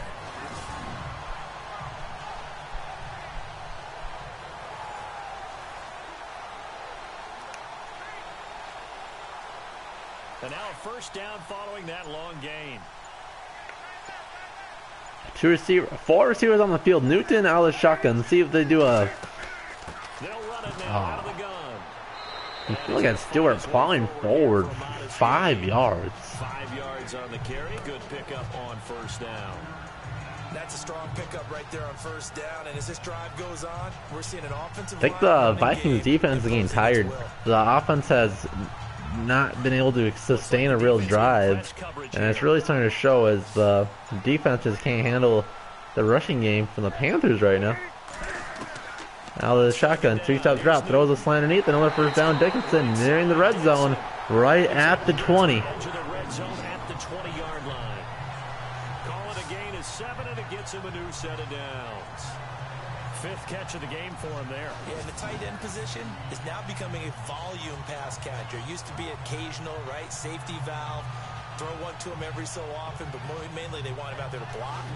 Nowadays, an integral part of the passing game, and they create such great mismatches that they often become the leading receiver. The receivers bunch to the top. Nobody in the backfield with Newton. 2 on the bottom. Newton takes a couple steps drop. Sees nothing. Goes right, goes left. And now it's a sack fumble. Then Matt Khalil picks it up and moves the ball forward. The secret. Matt Khalil fumble recover rush play. Gives the Panthers a yard. But more importantly, he was sacked over as a Griffin. Because this is the quarterback. About time. The ball gets away from him. Everyone else is trying to execute what they're supposed to do on offense. They're usually looking in the other direction, downfield. So 96 questions is a lot of fun. In this case, I do watch it. I was thinking, I was wondering if I should, if you guys would like it, if I would do a reaction video series to 96 questions. But I don't know if I would have enough material to really do a long enough video to make it even worth your time. Or how much I would really be able to add to it with my commentary. But yeah, 96 questions is a lot of fun. I think B-Rob should definitely get a job in the Vikings media when he retires. Everybody leaves. Newton running to his left, scrambling. Is he going to run? No, throws it to Fructures again. His throwing on the run in this game has been absolutely spectacular. Down at the 1. 18 yards there, and it'll be a 1st and goal. Well, it appears that they read man defense and went to the out route, and what you have to do on that one is a But yeah, our run defense is too legit. Linval and Joseph, it's like we have a 4-4 defense, right? When we bring Harrison Smith in the box, he could be an all-pro linebacker. Anthony Barr is going to be in the conversation to be an all-pro outside linebacker. Eric Kendricks, phenomenal. And Ben Gedeon's a really good run-stopping linebacker, too. As a Panthers, that was a shotgun at the goal line. The run, there's the read option gets stuffed out there. Loss of a couple. As he stopped in the backfield. It's a loss of 5 there, bringing up 2nd. To me, that's a superior play by the backer because he was allowed to. But it is really simple as that. If we hold the Panthers, I'll even go as high as 100 yards or less rushing. Easy W. I don't see them being able to beat us through the air. First off, they just want to have the time. If they try to do that, they'll get sacked like for 5 times. And the Vikings throw it. He had his man, just missed him. The tight end Ed Dixon was the target, and that'll make it a big 3rd down here. If we can hold him to a field goal, I still like our chances. Wide open in the end zone. He's not hurried. He's not hit, and somehow incomplete. Yeah. What happened? During film study, that's one where he's just going to shake his head, not be able to believe it. 6 points go by the wayside on that one. 3rd and goal from the 6. Newton takes a snap, a 5-step drop, looking, sees no one, looks in again, overthrew him. Here comes the field goal unit. Let's face it, perfection. Terrence Newman to be our DB coach. He's gonna be that loyal to Zimmer. That'd be so funny. That'd be so funny. As that pass goes incomplete. He loves Zimmer that much. Go wherever he is. He retires, still sticks with him. This to break our 4th quarter tie. Up, and the chip shot is good.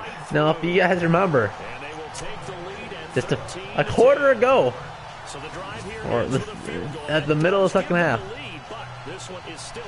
Kai Forbath missed a field goal. That is the difference in this game. It was very close, right off the bottom bar, but it went backwards. If it would have just been a little bit further, we could have hit right over the top, but it hit right off the bottom, upright, towards the field of play. No good. But still plenty of time to get this. After knocking through the field goal, here's Gano back out there now for the kickoff. Sherrill's going to take it a couple yards deep in the end zone. Gets the 20 to the 25. 24, maybe the 23. He'll get to far progress to the 24. Yo, Sendejo every now and again make a little bit of a splashy play. And then you'll see Sendejo try to kill somebody and then give him an extra 20 yards because he missed the tackle. Because Sendejo plays like he doesn't have any arms. You gotta feel there's a sense of urgency for them going on offense right now. But they have to do it without letting panic creep in. Well, Madden does hate the Vikings. That's absolute fact. But the one thing Madden hates more than the Vikings is the idea of making a good football game. EA absolutely hates the idea of making a good football game that's realistic. Keenum, take a step. Look at it scrambling to his right, down to his left, forward, across the body to Murray. How does he see him? He's running forward, then throws across the body 4 yards on the other side of the field. Today's NFL described as a space game. Get your best players into space with the What? ball in their hands. That's why sometimes you swing it out to your runner, get him out in the flat, and let him have a chance to make people miss an open field. Oh yeah, I saw that in the press conference. I saw that, Jacob. Now underneath, now Keenum can run right, run left, run forward, throw across his body, but can't hit a wide open tight end. Or Thielen, wide open Thielen in the middle of the field. This is Madden 18. But once you get to game speed, it doesn't always time up quite that well. Yeah, true. True logic. Vikings on third down. They've converted 6 times and could use a 7th here. This will be 3rd and 6. And it's McKinnon. There's then McKinnon is loose to the 30, 20, 10. Touchdown, Jerick McKinnon. Might be his first rush of the game and goes the distance. Untouched, 72 yards to the end zone, and the Vikings retake the lead. How about the leverage up front? Offensive line out leveraging the defensive front to create that space, that crease that he was looking for. And once he hits open field, he's going to be very difficult to catch and corral. Now that I blew my voice out, the PAT is good.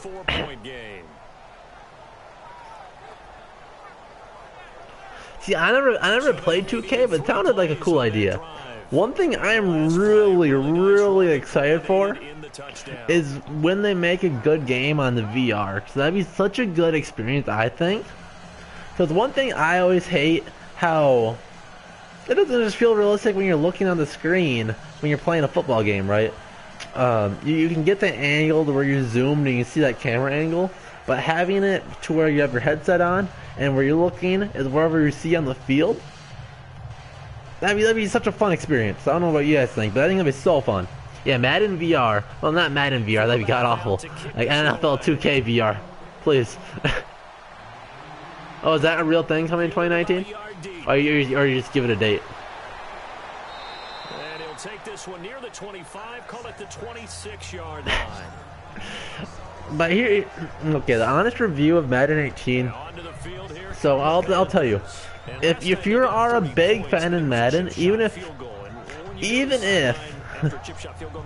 you absolutely love Madden, It's a balancing act, isn't it? Because you're exactly right. I would say buy it every other year, because then you get enough of a change to where it matters, and there's enough of the change in the rosters that it's enough of a difference for you to spend your money. But graphic-wise, barely any difference from Madden 16, where I played a whole lot of. There's a little bit. The Vikings blitz and very close to get him, and then he almost threw it up for grabs to the Vikings. Mackenzie Alexander in coverage. Sometimes the coverage is so good, no matter what you're making it. All right, that should be better. They try their best to find someone open, but yeah, I think that's the best idea, Kosher. Every angle and shut the play down. So they're still at the original line of scrimmage here. 2nd down and 10. Like, there's the new story mode in Madden 18. It's okay, but you don't really play much football. And Bush trying to break the tackle. He's nearing the 100-yard marker if that didn't put him over. Yeah, 93 yards. Absolutely punching a hole through this Vikings Swiss cheese defense at this point. Swiss cheese defense giving up only 13 points, but still. Bad things usually happen.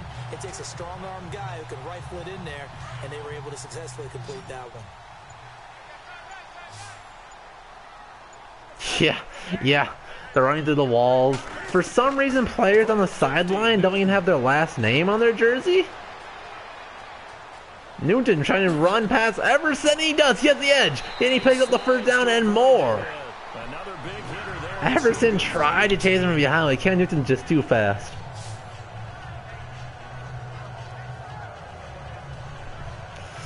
I played Madden 5 for a very long time. Look at that. The players they have like an ugly jersey. They don't know why they can't be animated like at all on the sideline. That looks so ugly. They don't have last names on them. Like, what? The announcing's the biggest change, though. Announcing is pretty legit in this one. It's still not great, but as far as Madden terms, it's great. Dickinson up the middle. They're within the 10-yard line. Do the Vikings have a defense?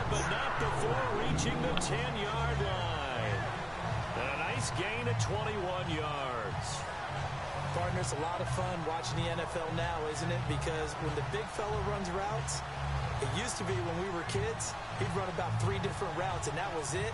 Now he can run anything and catch the balls we just saw there. Good plan, Viper. Yeah, you have to have a kid, and then so you can give him wink a PS4 Madden, but you'll just actually play it all the time. And Newton again will get a couple. But they'll give him a face mask, give him 5 yards. Since we're within the 10, you have this into the goal for 5.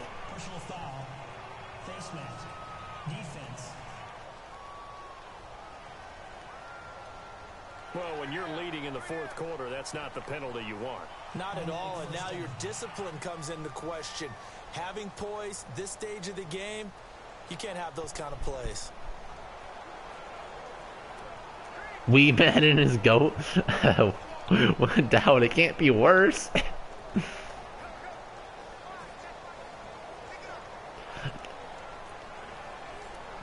I guess it would cause leg, but it shouldn't have to. Shouldn't have to be a problem. And touchdown, Panthers. They retake the lead. The Vikings and Panthers are exchanging scores. Boy, it's nice to have that big, reliable target you can go to. Each and every time. A lot of people see that position as a fallback. Throw it to them when all else fails. Not at all. This guy can make plays, and that's exactly what he just did. Yeah, play here for a touchdown.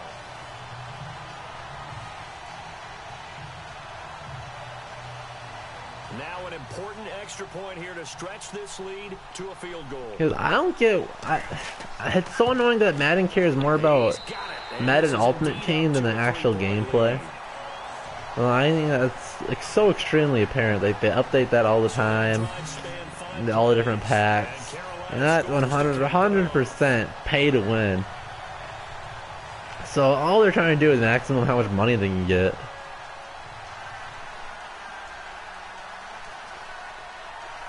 Like, I know they would never do this because they'd lose money, but I would love it so much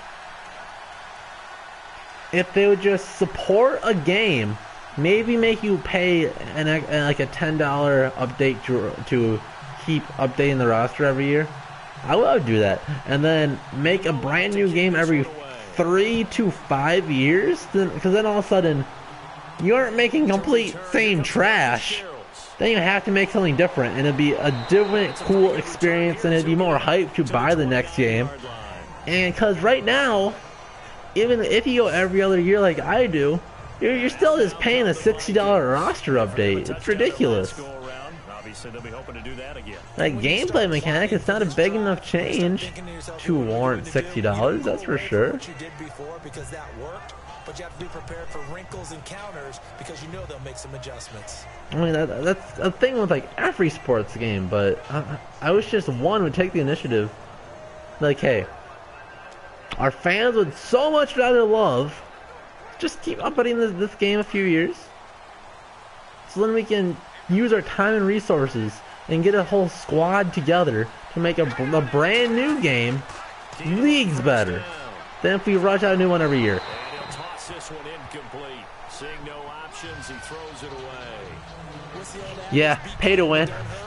The Battlefront 2 thing on the Reddit post, where we're like, oh, we just wanted you guys to have, we wanted to give our players a sense of accomplishment to get our rewards, or they can just give us $20. Either way. Shotgun is Keenum. 3-step drop, throws it underneath. He cannot hit those crossing routes whatsoever. Had no command that time, but ended up putting a little too much heat on it, don't you think, partner? Absolutely, just needed a touch more air under it. Instead, he fired an absolute bullet.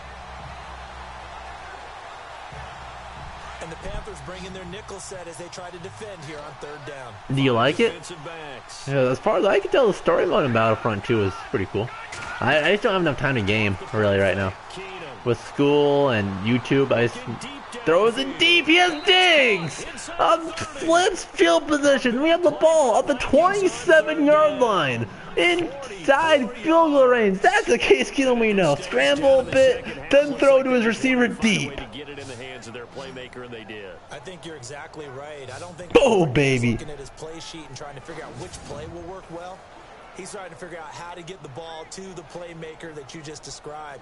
Looking down at that sheet, you find people plays, not necessarily X's and O's, and that's exactly what they did there. And now play action. Keenum looking to the end zone. Looking, throws it deep. Intercepted. The Panthers take the life out of the Vikings. Intercepted on the goal line. Panthers ball at the 18. Keenum's red zone decision-making skills has been the level of a 7-year-old. It is the season of giving. Maybe for his own sake after the game, he may have to announce that he's donating certain amounts to charity for each interception that he threw. Yeah, it's a bad time to join in, Matthew. Yeah, I'm really curious on what type of a leash Keenum is in real life, though. Really curious. If Keenum just looks sluggish like this, gets away with a few mistakes all game, and then just throws like 2 interceptions like in this game, right? That's what I'm making the comparison to. I don't know. I think at home it'd be tough, because you know, if this is at home in real life, the Teddy chance would be going crazy. As the Vikings defense gives up 3 yards there. I thought it was up to the line of scrimmage. They'll give them 3. Gotta figure now, after getting that turnover, they're just going to be happy to keep the ball on the ground, right? This is where covering the football, taking care of the ball, all the ball security terms that have ever been used, they come into play for the guys on offense right now. Just take care of it, and they've got a good chance of ending up winning this game.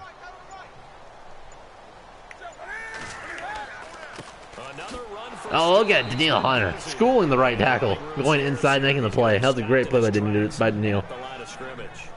No gain on the play, and it's going to bring up a 3rd down. Now, obviously, that's some good work there defensively, being able to stop them and bringing up a key 3rd down. But if you're on the offensive side of the ball, there's an opportunity, because I know what defensive guys are thinking right now. Just stop them, get to the ball. See, at the Redskins game when Teddy was warming up, I don't know if that was just a Teddy thing or if Zimmer was actually like, hey, we might need you. You might want to be ready. But Keenum has progressed and hasn't done any real stupid things since then. I think only 1 interception since the Redskins game. I mean, he beat the Falcons, for God's sake, so gotta give credit where credit is due. But I am in the bandwagon that it's the offense around Keenum which is making Keenum. Keenum has never done good in any other mediocre or less offense, so I think it's pretty clear that he's not super great. Like, he's holding it together. Leadership skills are great. His elusiveness in the pocket awareness, well, not necessarily pocket awareness, but being able to keep plays alive, very good. But accuracy downfield, not good. And now Newton again. The running back of the Panthers is loose.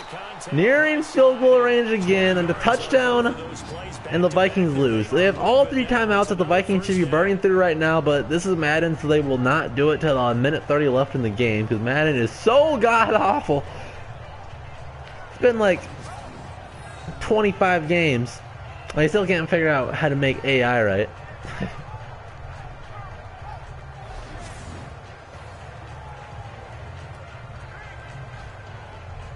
And it looks like this will be the last play before the 2-minute warning. Rhodes beat the Falcons. You're right. See what transpires after this. Like, Keenum's obviously, like, hasn't really felt like a downgrade from Bradford.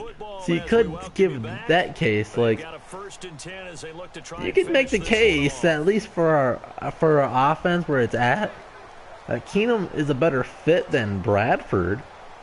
But if you look at the total skill package, Teddy is pretty much just a smarter decision maker version of Keenum.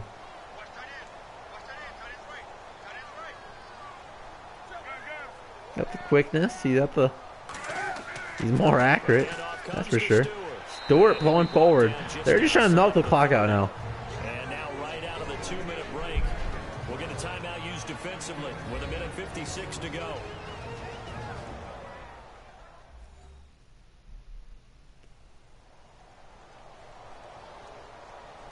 The defense, they got a little bit of a breather. Now they're back and set as we resume play.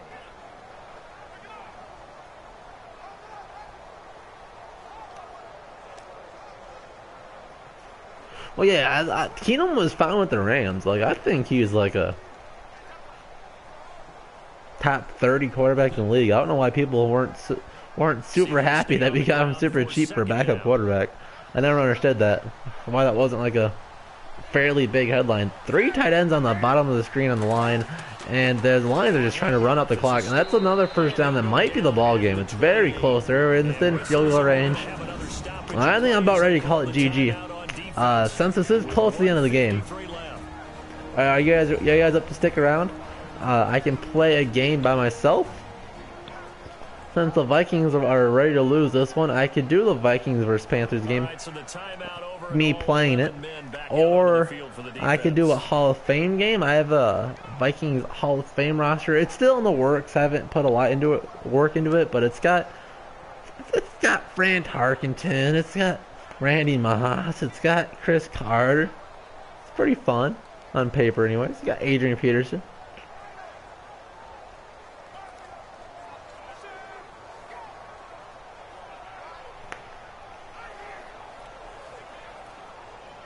Yeah, like, people wanted Heineke over Keenum because Keenum was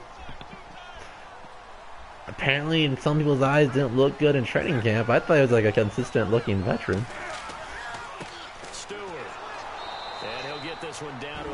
But honestly, skill set wise, him and Heineke were pretty close, right? They're both quick, they both like to scramble. They're both kind of gunslingers in nature, so as far as like a quarterback mold, they're very similar. Except that Keenum just got the experience, so he's going to be more accurate, more consistent, more like aware, right? He'll just make the right play more often, where Heineke will just do whatever. You don't really know what he's going to do play after play. But you could see Heineke mold into Keenum after a few years in the league if you would get the chance to be a backup on some team.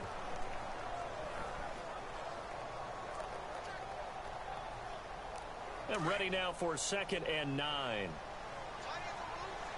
Man, I feel bad for you, Logic. I would hate so much being a big fan of a team that's not in my state. And look at Barr knifing in there. That's why you gotta love when they play like the Bucks or the Dolphins. Cause like, I get to watch it. Great. And now the question everyone's wondering, look at the clock, late 4th quarter, do they put the ball in the air here on 3rd? I don't. I run the football and I tell my offensive line, no leakage up front. I don't want my running no back leakage. I hand the ball They're off leaking. I don't want any type of an issue. But if I am going to throw it, Quick throw. The Vikings will have a minute left, no timeout. They need a touchdown. Running a quick slant or something like that. Not even. They'll have about 30 seconds. About 40 or 45 seconds. If they hit the incomplete pass, it'll be about a minute. But they'll run the ball to the outside. McAfee has a bit of room, but then close quickly. See if they strip the ball out. They don't. About 20 seconds, 15 seconds after the kickoff. Hey. Do you believe in miracles? Finding a way to create that type of yardage in your running game, that'll make the guys more Ponder-like? Yeah, it's not a bad comparison. Do you live like in the Midwest area of the coaster, so you can see the games even though you aren't in the state?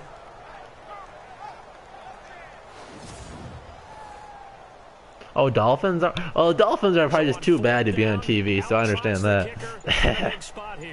This a 40-yard attempt from the left hash. All right, that's cool. Up and Godot's kick is right through. A 6-point game, boys. Wind up yielding 3. So they get the 3 here, but you wonder whether that's going to be enough. Yeah, I mean, you've now made it so they need a touchdown rather than a field goal to catch them. So here we have it. Here's the hypothetical. I'll go over the stats at the end of the game. If this is a real life game, for you personally, I'm not saying, like, if you're Mike Zimmer, what do you do moving forward at quarterback? You just say, oh, this was a fluke game, he'll bounce back, maybe tighten the leash up a bit? Do you just do like a 50-50 ball, like whoever's better in practice? Or do you go, you know what, this was the mistake I was looking for. Teddy's been looking great in practice. Yes, Stephon Diggs is right. Teddy's been looking like Joe Montana. Bring out the Teddy. But we'll have Keenum on the sideline, so if Teddy doesn't look that great, we can always put Keenum back in the game.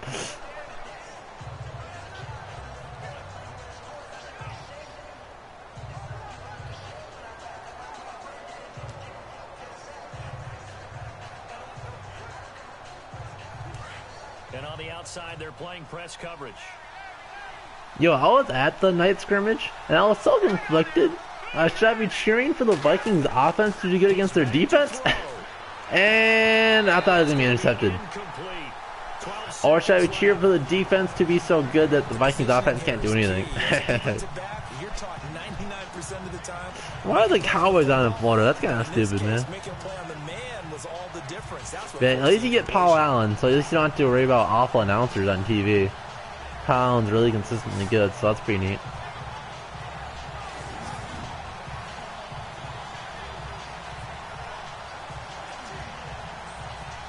Connect on the first down pass play. Now it's second down. But I'm probably in the same boat as you, Jacob. They'll look to throw. What happened there? Did he catch it? Kind of threw everything off. That's an awful play selection. No, you don't want to throw it towards the middle of the field. If he catches that, the game's over. That's such a stupid play. Yeah, why aren't they running the corner routes? Exactly, that's what I'm saying.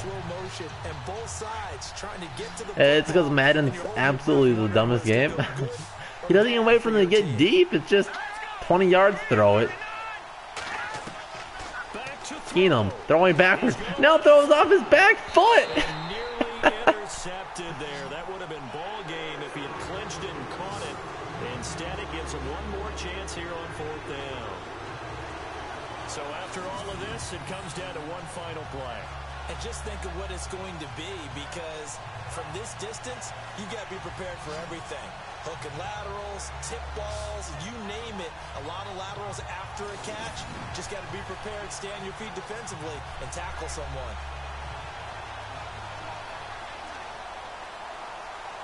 So down 6, and they know they need this one on 4th down.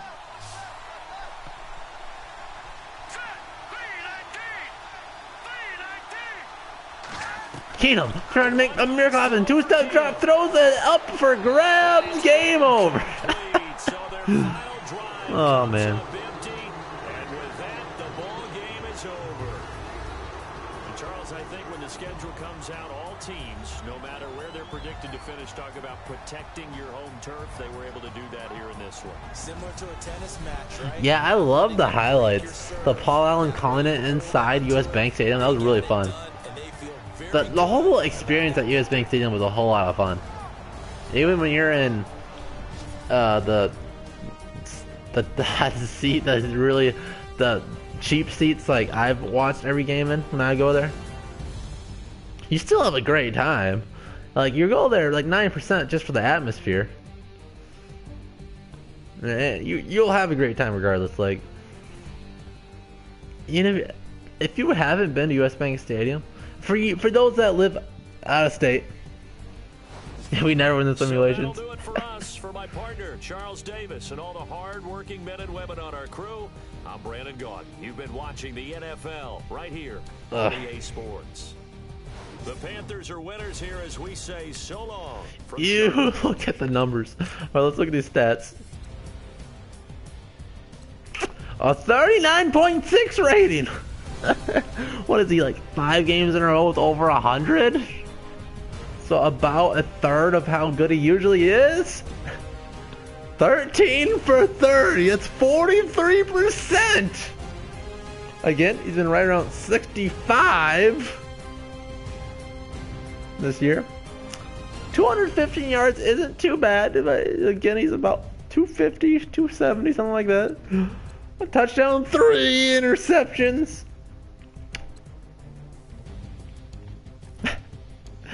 Okay. Well, Latavius Murray carrying our offense on his back. I think we should have kept giving him the rock.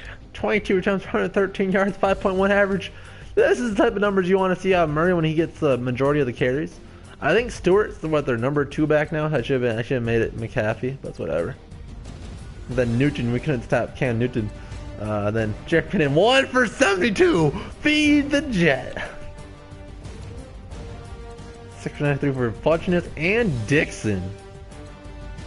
No, that's not happening. Get out of here, Madden. 4 for 74 for Thielen. I like it. I think he'd probably get a bit more. 3 for the 15. 3 for 30. Look at that. Treadwell beating out Diggs. Diggs with only 1 reception. And then your boy Drake Bell with 15 yards. All these sacks. Rummers has as many sacks as Latavius Murray. 2 for Quan Short. Only 1 for Everson.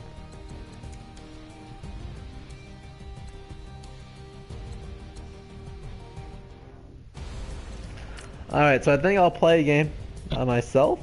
Do you guys just want me to play like a 5-minute quarters? Vikings versus Panthers with current rosters? Or do you guys want like a Hall of Fame roster or what? Knowing like all the other games, I would put my high school roster on it. Those would always be fun.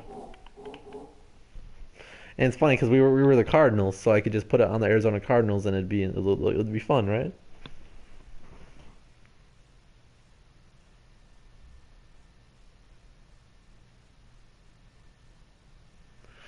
Never been to a football game at any online head to head? I could do it.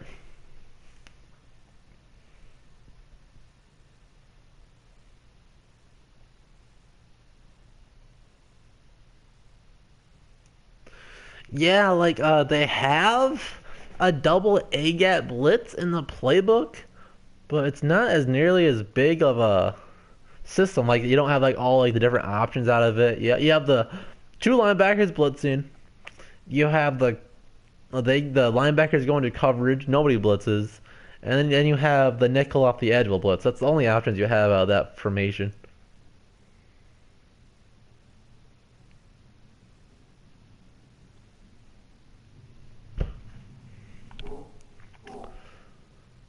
Well, only votes online head to head. So, you guys ready for cancer? Here we go. Although before we do this, I'm gonna get into a party quick, so they don't have to hear me.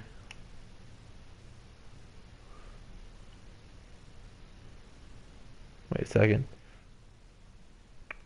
How do I do that again? Oh, here we go.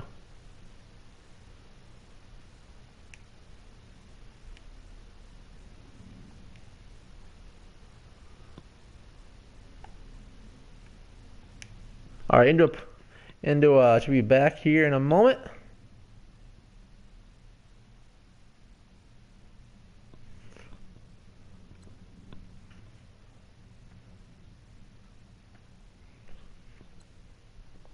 That was only the other 2 times when I played. The other person would hear me and just be annoying me. But I've never won a head-to-head match. So you guys are looking at the best Madden player of all time. I'm going to switch controllers first, though, because this controller actually sucks. So I'm going to switch to my other one.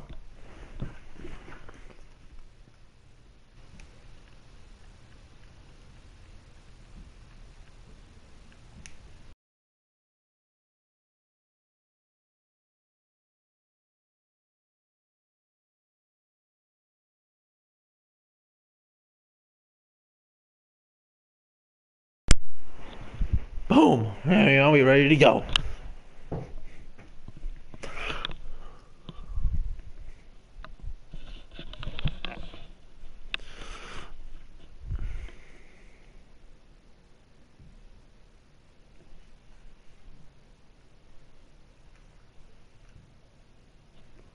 See what type of scrub we get to play against today, boys. Who do you want me to be using as my quarterback? Who do you guys want as my quarterback? I don't know if I can use Dalvin Cook. And look at this, and he chooses the Panthers. I'm pretty sure Bradford's on the IR, so I can't use him.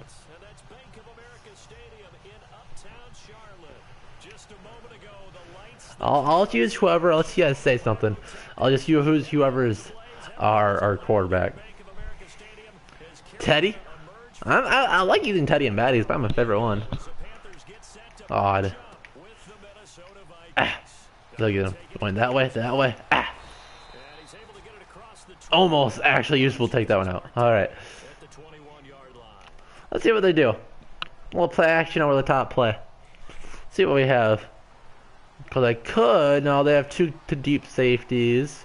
Not too deep, though. Oh, they might be blitzing them. They're really shallow. Let's see. They'll roll with it. That's...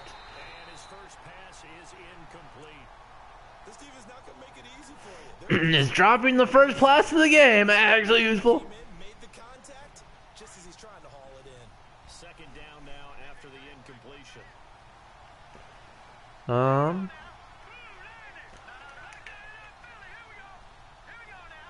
Oh shoot, not the play I wanted to do. Oh well. Now a first carry for Latavius Murray. Oh, over it. Let's get some tempo. Give him 10 yards on that one, and that'll earn him a fresh set of downs. That O-line, they cleared a big hole there on that run. The athleticism of offensive lines continues to evolve, and we're seeing it here. Not only the controlling things... Oh, Thielen over the top. He's a monster. Oh, I was about 100% sure that wasn't going to work, but it did. I am a god at this game.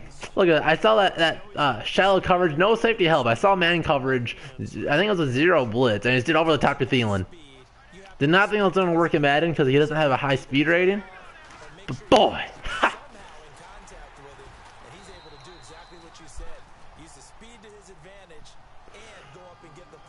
All right.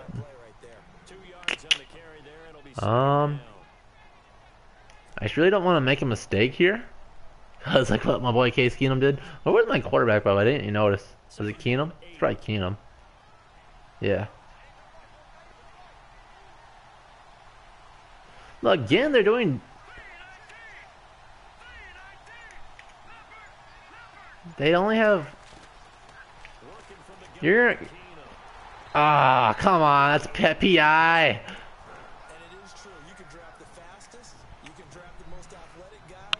Again, I saw Thielen coverage. Tried to put Thielen on a streak. Audible to a Thielen streak to see what happened. Had his hands on it for a second. Would have been a tough catch, though. Falls incomplete. Just so we can do... I wish it would flip Rudy over there. But I just wanted... Oh, okay. Sure hit McKinnon, but that's alright. Oh, I don't know if I want to kick a field goal here because it might be laggy. But we'll try to do it. All right. Maybe he ran into me? No? Alright. Well, we'll take the 3. It's hard to kick field goals in Madden online because it's usually laggy. That one wasn't that bad. Look at Teddy, the holder Teddy, freaking out about that. He loves kicking PATs. Yeah, I'm pretty sure my time was about perfect there, but you see just a little bit of a delay. Which on kickoff's not a big deal. And we both start about the 20. He goes with the 19 because he sucks. He's not the best Madden player of all time. Your boy Jado Z. Let's see what coach says. 3 wide. This is kind of like an A-gap blitz. I like this blitz.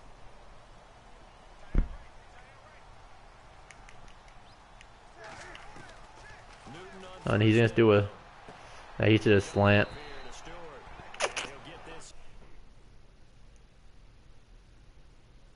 He paused it. It wasn't me.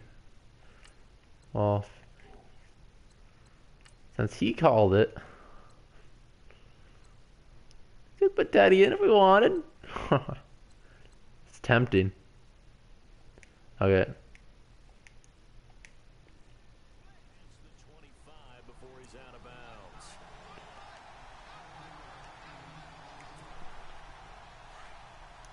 Over Storm? That's a good one too.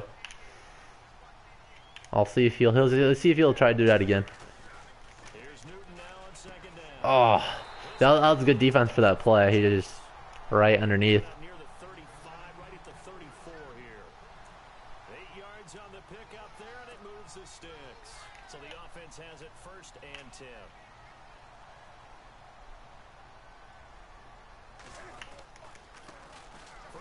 Nothing. Defense too good. Get out of here. Credited with a 1-yard gain there to make it 2nd and 9. Now that's the type of play that'll fire up a defense. Hold them to 1 yard on a first down run. It'll be interesting to see if the offense decides to press the run at all, or if they'll abandon it now. God, I don't want to blitz. Cover 2 man. God.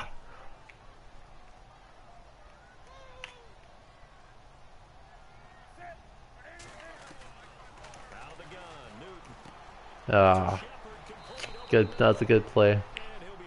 So he's liking the underneath stuff. So I think. Okay, so that was vertical. So he's really trying to go deep. So I think cover 3 might be the way to go. Or cover 3 cloud, so I can hopefully sneak and get the underneath the stuff. Yeah, if he tries to do a little slant in that area, he should be able to pick it off.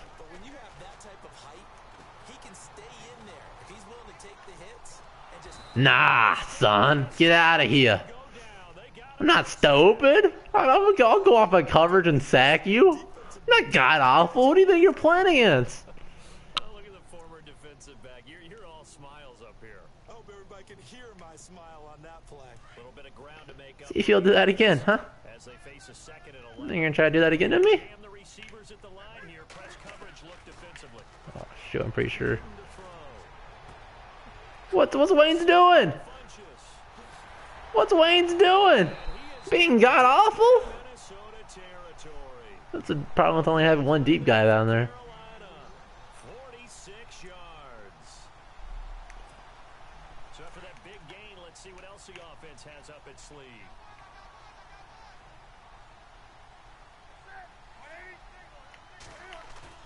Now a play fake here on 1st down. Yeah, throw it away.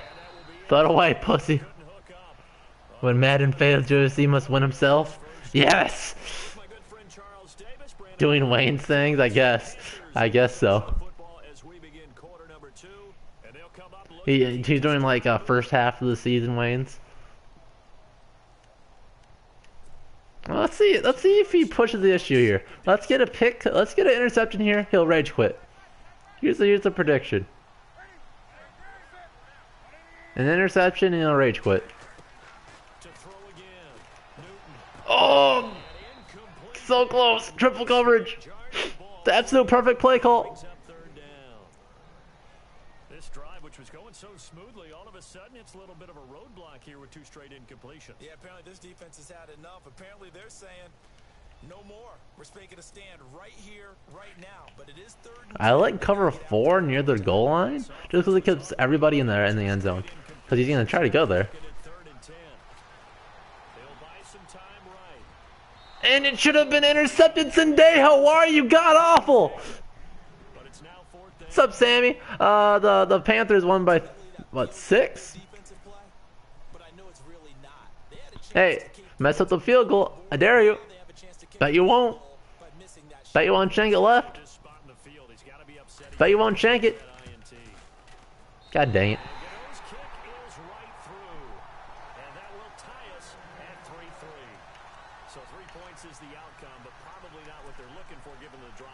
Oh, well.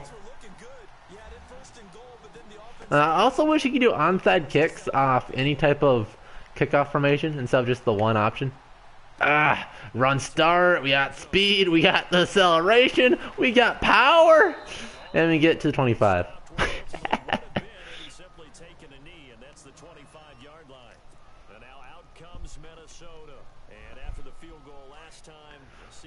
Alright, so I really don't want to give him a chance here. He'd really... Okay, now he's got his corners playing off coverage, so it wouldn't be as open. So, okay, so they run blitzers. So that didn't look too hot, huh? I probably should have seen that happening, but... We'll pick up a couple here. Okay, let's... Unless he does something stupid. Like, maybe an opportunity for a Diggs deep ball. See what happens. Maybe. Maybe! Maybe! Look what I am! I got at this game! Whoo! Look at that! I saw the blitz coming from a mile away! You don't single cover the Vikings receivers! Get out of here! Who do you think you are, huh? Who do you think you are? You aren't all pro, where man coverage wins every time. Get out of here. I know how to audible unless you're god-awful defensive coverage. Not stupid. Who do you think I am? Oh, look at that. You know, you return this one for a touchdown.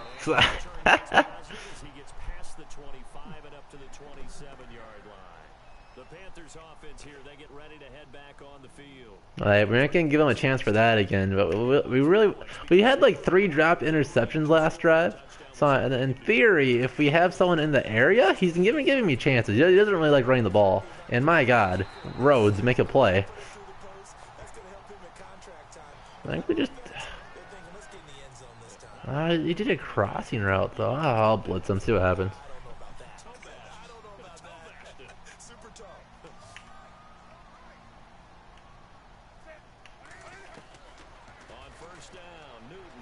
Oh, Wayne's. That's one thing that's annoying too. I know it was a curl, and he was just trying to hit him, but he threw it a little bit early. Too much oomph, too much mustard there on that pass. They really turned it loose, didn't they? Really cut loose with that one. Sharp, strong. Didn't lead to a completion though. Made it very difficult. Go back to cover 2. Can I beat it? Yeah, can I play a defensive end?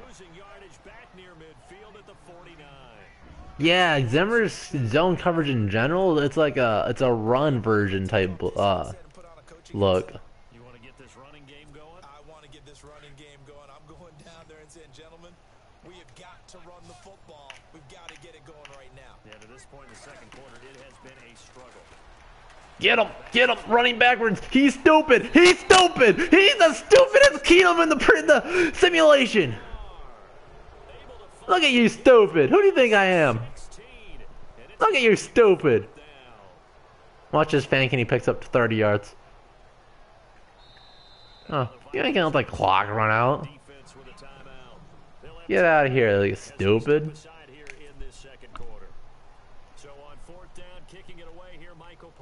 Not that I need to stop a clock there.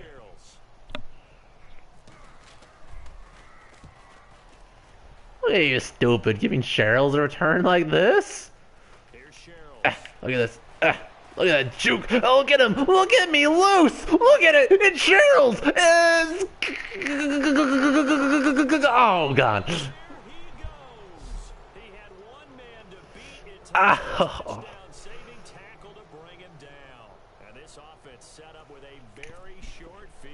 First and 10 inside the 20. Really nice starting field position here for the offensive unit. Look at it. It's a zero blitz again. Is he stupid?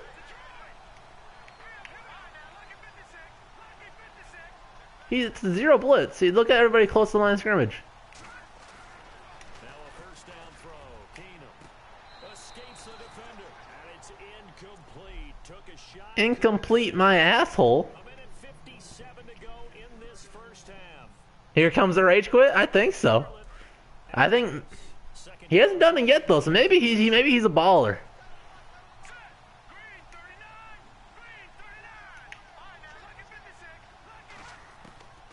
No? Who do you think I am? I'm not garbage. Hey, that was wide open. Get out of here.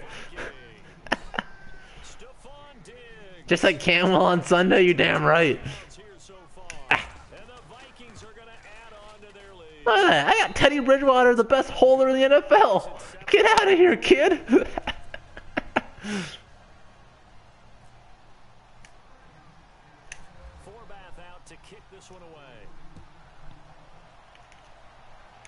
I got Michael Floyd, the best defender in the league. I got my Shree Floyd, maybe. Let's try Shree Floyd. Alright, he might be start doing something crazy like Hail Marys. Ah, no, only 2 receivers.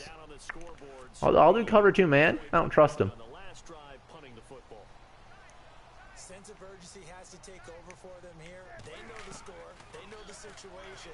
And by the way, the punter no longer exists for their offense. That's how they have to treat. See what he does here. Okay, so 15 yards through the air and a first down. First down now, but that clock rolling. Now Newton on first down. oh dang it. This is Shepard on the catch. And he'll be taken down, but not before he gets into enemy territory. They give him 13 yards there on the play and a fresh set of downs. You have Matt Khalil blocking for you, kid. You don't got that type of time. Pressure, and that's certainly going to be a key to this game going forward. And that time, they were able to get in there and influence the throw. And remember, quarterbacks got to get rid of it. They don't have the All right. that they can fall back on anymore. So second and 10 here.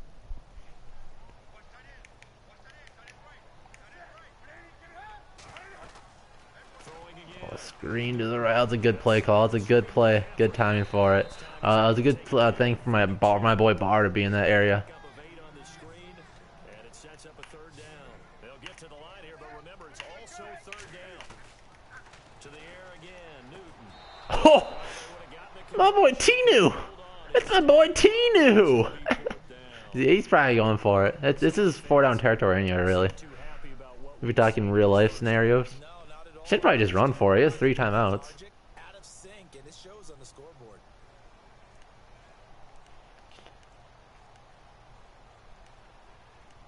I'm gonna guess he's gonna run it here.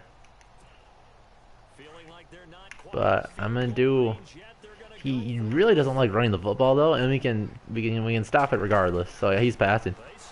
And you got nothing. Here comes a rage quit. 3, 2, 1. Pause screen. Oh, right? No. There it is. Here it is. See ya. Get out of here. You know you're not worth my time. Oh, my peer has left? Has my peer left? Waiting for my peer to resume game. Oh, your opponent requested a friendly quit.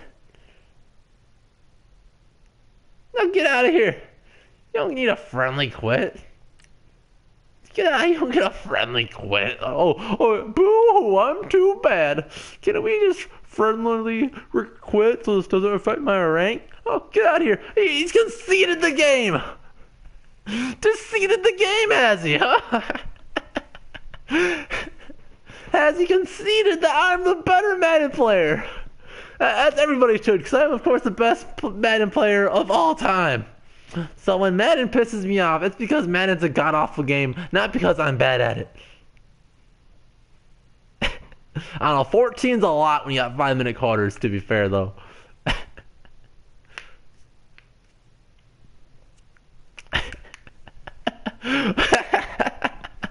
Oh, boys.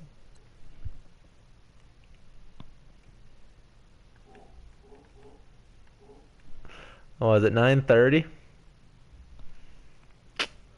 I'm deciding. Do you think we have time for one more, or what do you guys want to do? Yeah, that was probably closer. That's probably about how more realistic than the simulation. Yeah, good point. Maybe I should start playing them. I just figure if I play it, it won't be as realistic. But in the simulation, Keenum does the dumbest things of all time. So maybe it'll look better if I just played it myself. I just don't want to play that 15-minute quarter game. Sounds god awful. Do a short updated announcer game mode. All right. So I think it updates on Wednesday. I'll just play the Falcons game. Why not?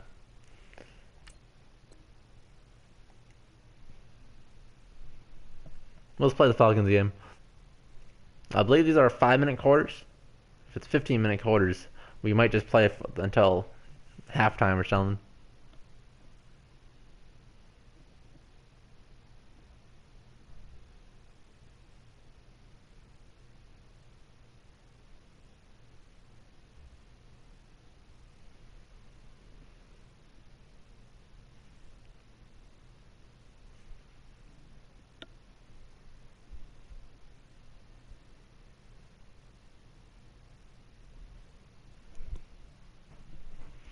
So this is usually the top tier announcing quality, and there would be music here. This isn't just an awful silent load screen. Usually there'd be music here from the menu. I have it turned off because it made me mad of how edited it is because they can't say naughty words in an E game. But this is the top tier presentation. The Falcons are top 10 at defending the pass, and they'll be going up against the Vikings, who will need to solve that secondary.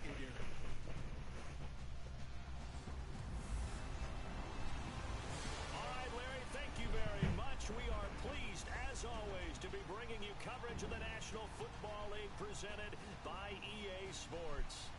A moment ago, here was the scene. The Falcons. Yeah, 6 minutes would take that. To the roar of all the folks here in Atlanta. We're ready for football as these Falcons get set to match up with the Minnesota Vikings. The Boom! turn to December, and we're in the home stretch now. Yeah. Okay. Fine. Week 13. And that'll Way to whiff on that one, McKinnon. zone for a touchback.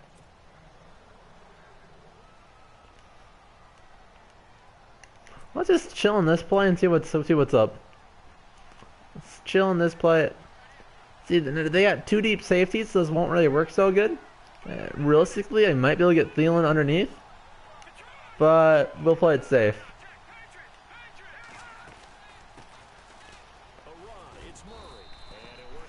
If I didn't go on the boost early, if I would have chilled, I probably could have got like 10 to 12 yards there. That one wasn't that great of a run for me. 84 yards. And as we discovered and talked with I'll give you guys a little tutorial how to play this game. going up against a team that struggled against Okay. Rudy should be wide open. We'll see what happens here. Nope, they got him, so it should be him. Ah. You see that there? The whole idea of that play is the 2 tight ends going deep. It'll clear it out. If they don't have enough guys who cover that, I'll have Thielen over the top because that's how you compensate for it, right? went over 1,000 yards this No, this isn't head-to-head. This is the Madden Live, where they take the game of the week. They gave a few like of their like big games or whatever. Or you can, and they'll also have your favorite team's game every week, and it'll be the best announcing experience. Let's go. Don't over pursue me.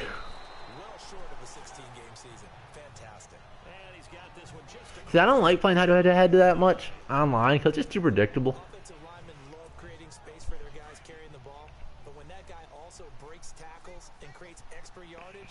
I wish I would instantly put McKinnon on here on screens. McKinnon. Truck. Hey, it worked. A solid gain of 15 yards and the sticks moved. I like the screen being called here early in the game, especially on the opening drive because Brandon. Especially on the opening drive. Huh? Alrighty, so shallow safety. Use that against them, and a screen pass is a great way of doing it. A lot of teams against good pass rushing teams, they want to run the screen 10 to 12 times in a game. Dancing to his left. Oh, I could have. I had Treadwell deep. That was classic Keenum. I'm trying to play like I'm Keenum, right? And not see Treadwell deep. I'll pick up 3, though. Scramble there. It's second down. Oh, this is my favorite deep play. If they aren't, okay, so they're in a defense that kind of counters it, but I really like this play regardless. Because you almost always get a window. Okay, he tracked it really well. He tracked that one really well. I thought Treadwell, Thielen was gonna run around him, but unfortunately he didn't. So we're stuck at 4th down. 4 verts, because they wouldn't be expecting 4 verts in a situation like this. Yeah, it's pretty nice. It's a really fun experience. So they're in press coverage. Shotgun snap for Keenum. Treadwell within the 5. Yeah, it's really fun. If you want to play a week by week game, I was thinking about doing this for the simulations, but I think a full 15-minute quarter one's better. Goal line offense, something they've really been emphasizing in practice lately. Now they have a chance here to put all that hard work to use. Now they'll run. Murray. No gain there, and it's going to set up 2nd and goal. So a look here at the key inactives, and we got this list before the game down on the field. Yeah, key inactives, Bishop Sankey. Oh yeah, we all know we all hated the day Bishop Sankey tore his ACL. The key is having guys on the roster who are capable. You know, and I never thought about that, but yeah, you right. Scouted free agents well. Oh, look at that! Oh. Into the end zone for a Viking touchdown. Latavius Murray, his 6th touchdown of the season. And the Vikings take the ball down the field and score on their opening drive. One of the keys to their long winning streak has been scoring first. An ideal drive right there, getting the first 6 points of the ball game. Do you go back to our meeting with the offensive coordinator? Remember what he told us? Absolutely. With some teams, I script to probe in the early part of the game. Other teams, I script to attack. They could at least have a few different generic type voices. Like at least do like a like a white guy voice and a black guy voice. Like that's not. And that's a fumble. Dang it. Did we got it? We got it, boys. Alrighty. You think this season is helping your channel? Maybe. Theoretically, right? Since the Vikings are doing good, people want to check them out. I like to think it's my content that's helping out my channel, but that's a thing too. And it's also when you're growing as a YouTuber, it's a lot easier to grow your channel than it is to just start a channel to get a fan base to begin with. But once you get a few people there,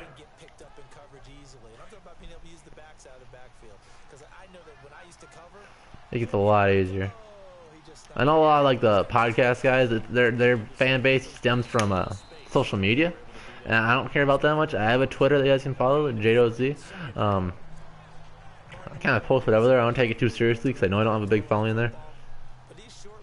I share a thing too. I might say a thing or two, but it's usually not a big deal.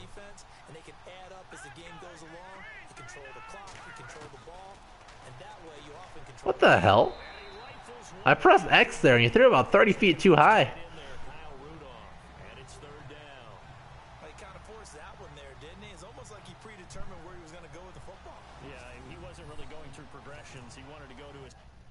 Can we take a look at this?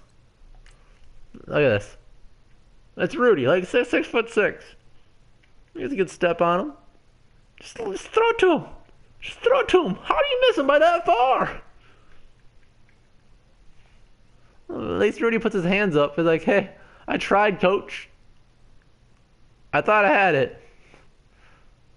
I swear I wasn't throwing to Treadwell. Well, it looks like I'm throwing to. You can tell I threw it to Rudy because he put his hands up. Okay. Yeah, it's really nice. It's really nice that the streams get a constant, decent sized audience now. Like I know 12 isn't like a big number, but it's a fun enough number that you can say like, hey, I don't suck. All right. I threw it right at him, and he dropped it. Can you believe it? Those throwing windows get a lot tighter near the end zone, don't they? And here's the thing. You already probably have 3 points in your hip pocket. You force a throw here and give up an interception, you come away with nothing. Especially tough in the middle third of the field where he threw that one. So a good snap, good hold, and that one's right down the middle. Yeah, it looked like I threw to all three, right? They're all the other two that I didn't even throw to were closer to the ball than freaking Rudy. Now to kick it away after the made field goal. Can I fumble again? I really hate playing defense. And he'll get across the 20 before he's brought down at about the 23-yard line. All right, cover 2. Just do man coverage. Man coverage on all pros is like the only thing you can do to consistently work, but they have 2 tight ends, so we'll blitz. They go play action here on first And a beautiful play call, the audible I call it. I am genius. 2 tight ends will be a runner, play action. Look what happens. Sack for 12 yards. Well, so much for setting the tone of the drive offensively. Giving up a big sack that loses that kind of yardage, not a great start. That's the end of the quarter. alongside Charles. But yeah, honestly, I always appreciate it when I have all you guys here. It's always a fun time. I hope you guys have as much fun as I do. I made it a weekly thing since pretty much started this year, and On second down. been pretty successful. YouTube really cares about watch time, so if you guys want to do videos, I would recommend mix streams in. Even if you only get a couple people in, if you stream for a couple hours, your watch time will be a lot better. So YouTube will start promoting your stuff a lot more. And some secondary help here. All right, give cushion here, and hopefully he'll see the underneath route, and maybe I'll be able to jump it. It's theory, anyways. Or Griffin will get a sack. Griffin will get a sack. He's going to go down. Back at his own 5-yard line. It's a sack. Emerson And streams are usually in ways easier because it depends on what you do. I'm not saying you have to be like a Vikings YouTuber or Madden, whatever. Whatever you want to do, it can be freaking anime. It can be able to get it out of there, and this is a pretty good kick. whatever you like, right? So a change of possession here on the And streams, you just gotta like be yourself and like talk. You have to like consistently talk and hopefully have something to say the whole time, go again. He's been good so people would want to stay and watch. be working here in the second quarter. And he doesn't like to just tote the rock. And then actual videos, it's about He's done throughout this game. holy cow! I thought Rudy was covered, then they all came off of him and he came for Keenum. And he gets it inside the 35 and just shy of the 30. A good gain of 14 there, and it moves the chains. His position, and he's listed as a tight end, but he certainly doesn't run like one, and that's what we're seeing more and more coming into the league. Those guys who can run. Oh, look at the power of the M train. Using that speed there to turn it into a pretty nice little gain. And give him 4 yards there. It'll be second and 6. Well, this play worked out great earlier. I didn't like this play a whole lot, but in situations like this where it's cover 1, it could work out pretty good. Keenum to throw on second. See, I wish Murray was another receiving tight end, because if you had speed, I could do a fade over the top to him. But I really don't like throwing a deep ball to Morgan like that, because he just doesn't really have the speed. Those are the kinds of plays right there that show T-Train. number 3 man. Oh, I call him the M train. I messed that up. Also, there's a full combination of what he's got going in his game. I know it's a train. Running Ah, the football. That's why he's able to produce those types of numbers. And he'll get about 3. Milk's on this clock down. At the 14. Don't give him a big chance to score. But it's fun. Streaming's usually a fun time. And that's not too hard. You have to get in the groove of it. Well, I think it's easier to get used to than Again, it's Murray. making a video. And making a video, you have to have a concise idea that you want to last for 10 to 15 minutes, unusual. And it's tough. Like, I would recommend you stay away from a full script and maybe do like a bullet point thing. Unless you want to pretty much Throwing is Keenum on 3rd down. They have a spy. Oh, he came up. Oh, shoot. Trying to throw off my back foot there. If I would have had my feet set, I might have been able to hit him. I'll show you what I saw when I was scrambling. So the middle linebacker, he's a spy. So when I start scrambling left, he follows me. So I go right, he follows me again. Now I see Diggs over here, wide open in the end zone. If I would have seen him earlier and stepped up in the pocket, if I probably would have just stepped in my pocket and not tried to scramble in the first place. Going left was probably a good idea. I moved the linebacker this way. So then he wouldn't be in my throwing window. So I could throw it about right here is what I was trying to do. But I don't see him until like right now. Now this guy's getting close. He doesn't really see Diggs because he's covering Thielen. But right here, now I don't throw it till way over here, which technically is still kind of a throwing window.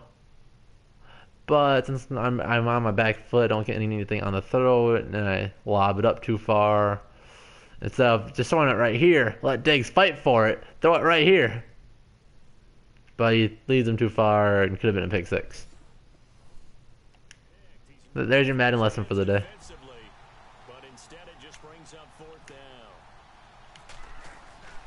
Boom. And Forbath will put this one through, and that'll push the lead up to 13-0. So it's a 7-play. It's a fifth make over 50 yards. Is that what his little flag said? Not sure if I'm saying the same thing you're saying. I'm pretty sure that wasn't 50 yards. I know my eyes might be failing me, but I'm pretty sure it wasn't 50 yards. You feel educated? You're welcome. They call me EA professor.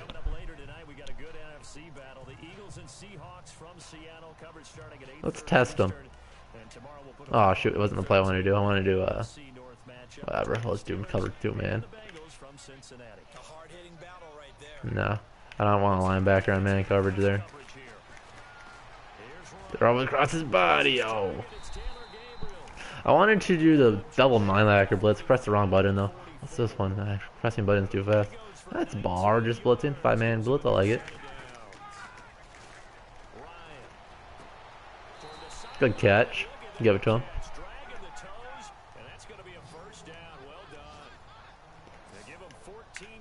Let's see if he wants to throw it deep. I don't think he wants to throw it deep, though.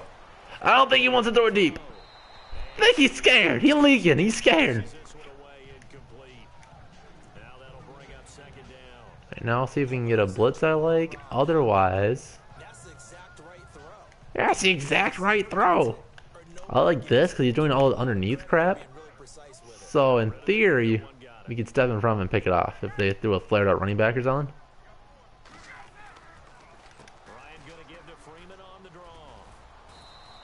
Come on.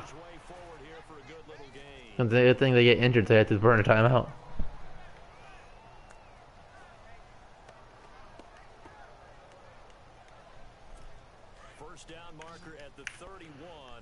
Up, slant outside, left up, spread out, spread my D line. Good for pass rush.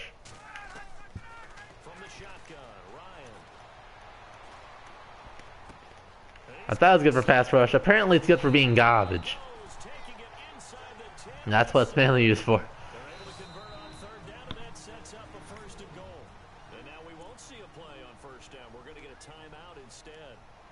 They'll stop it with just over a minute to go before halftime. And now a first down following that long gain.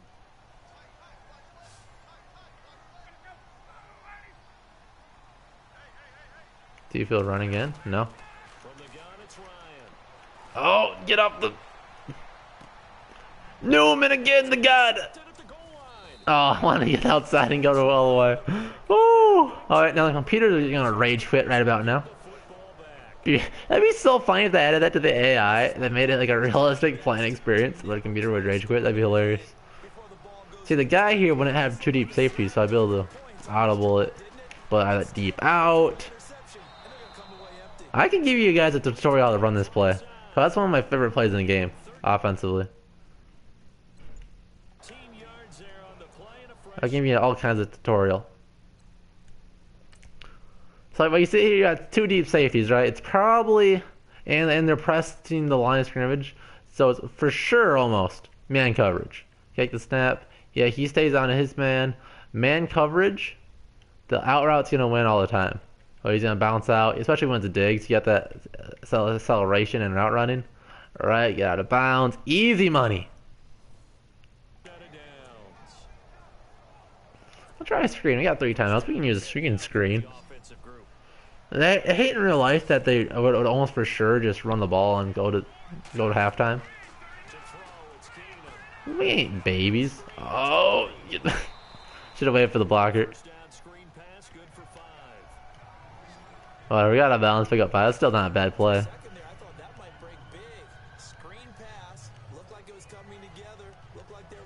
No, why not? I like this play because if they have the deep balls covered, like if they're in cover 4 defense, Diggs gonna be wide open on the drag route, so I like it. And it looks like they're in dime cover 2 defense, so yeah, when he can diagnose it, like, but apparently they can't throw drag routes to save their life.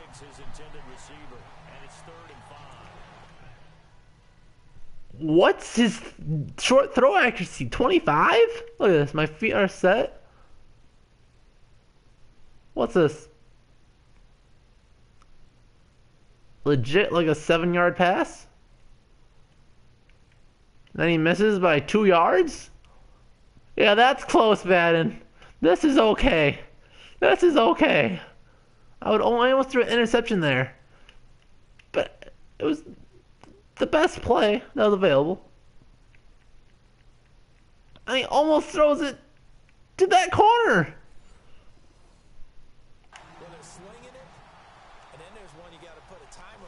We'll go back to this play. Also like about this play is you have the running back underneath.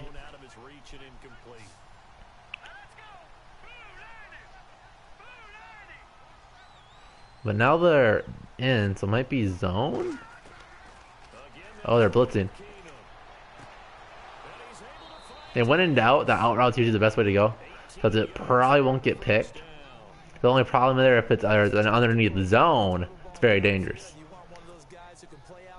So in blitz and man coverage, and man coverage in general, it'll be a blitz, right? So now it's cover 1. Let's see if Thielen can get off this.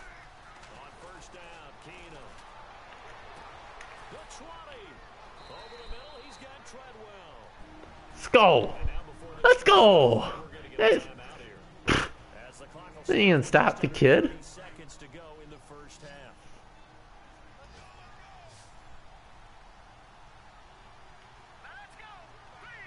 In real life, I like this play so much. You'll probably have Treadwell one-on-one in the back corner of the end zone. In theory, that's so good, but they cover that.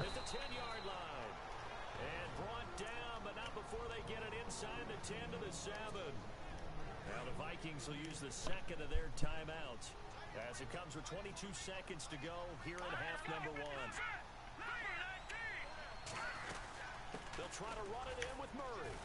And the hole closes quickly here. He can fight only to about the 4. It's a gain of a couple, and it'll be second and goal.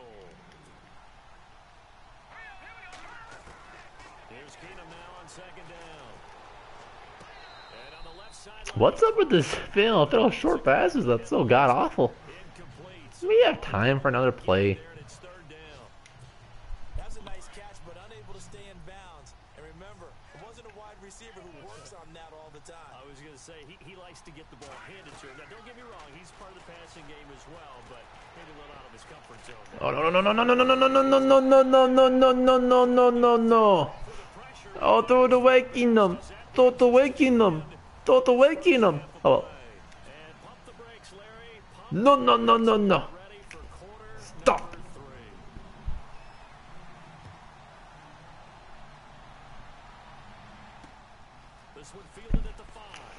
Gah! Hits dick. Ugh. Alright, so that was just me trying to show you what not to do. I of course could have scored there, of course. I mean, easy. But I thought it'd be nice and show you guys what not to do for once. Cause I'm usually just showing you exactly what to do. So, what are you doing a play action on a 3 tight end set? Get out of here. That's just a stupid play. And another 3 tight end set. Are they that? Alright, see you, Viper. Have a good night. Disruptive in all phases, whether he's going upfield, coming underneath, you name it. He's a big time guy you have to block. Uh-oh. Uh-oh. Uh-oh. Uh-oh. Uh-oh. Uh-oh. Whoops. Maybe we should have done a little something different there, Uh-oh. Nice game there. For the rest of the game, the defense is going to have to respect the running backs as passing threats as well. Not just play them strictly to run the football. They may be able to get downfield and catch it too. This is Freeman on first and 2. What do you think you're doing? Going backwards? Leaking? Back at the 40. Now he's hurt himself?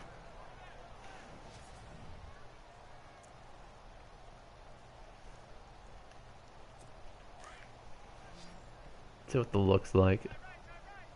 2. I think they'll run again. Yeah, they will. No. Oh, got him anyways. Get out of here. Get out of here. He gets him for a loss of 7. The amount of sacks that they've absorbed in this game is absolutely extraordinary. Let's just face it. This offensive line, flat out, cannot handle this pass rush. It's been demonstrated time and time again.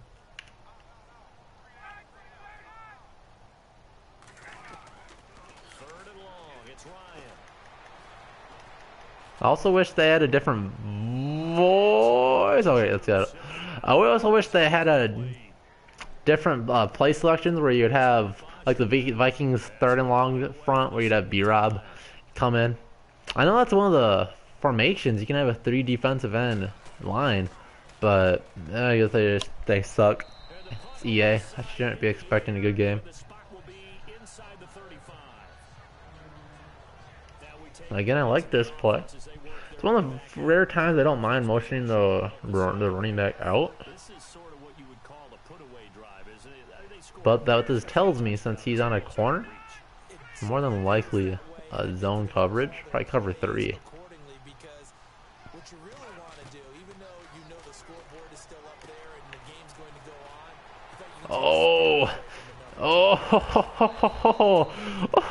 on, You think you can cover Diggs? Who's a good fucking good? Who's a good cornerback? Who's a good corner? trying to defend a drag route is really tough because you don't want to jump a route that's shorter or underneath as the drag route is too quickly, because oftentimes they want to run that route and then hit over the top of you for bigger yardage. So if you can chip off the timing of the receiver off the line of scrimmage so he can't actually get into the route, that's the best. Alright, well, let's score a touchdown here for sure. There was no There's your seal of approval. end result, receiver won in a big way. They go with Murray again. Oh, man, blitzing a ton. Third quarter and you've got the lead. You're not ready to go into that 4-minute offense to close the game out, but a running game can really benefit your team right now.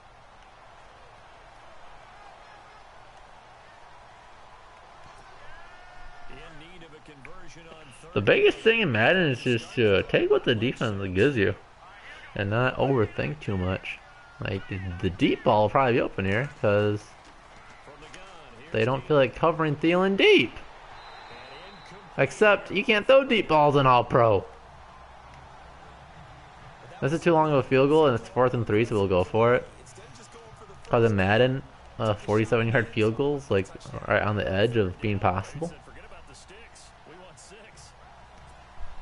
It's a 47-yard field goal try from here, but instead they're going to opt to go for it on 4th down. They do snap it to Keenum. Throw left side complete. How can he not plow forward? This is going to be close.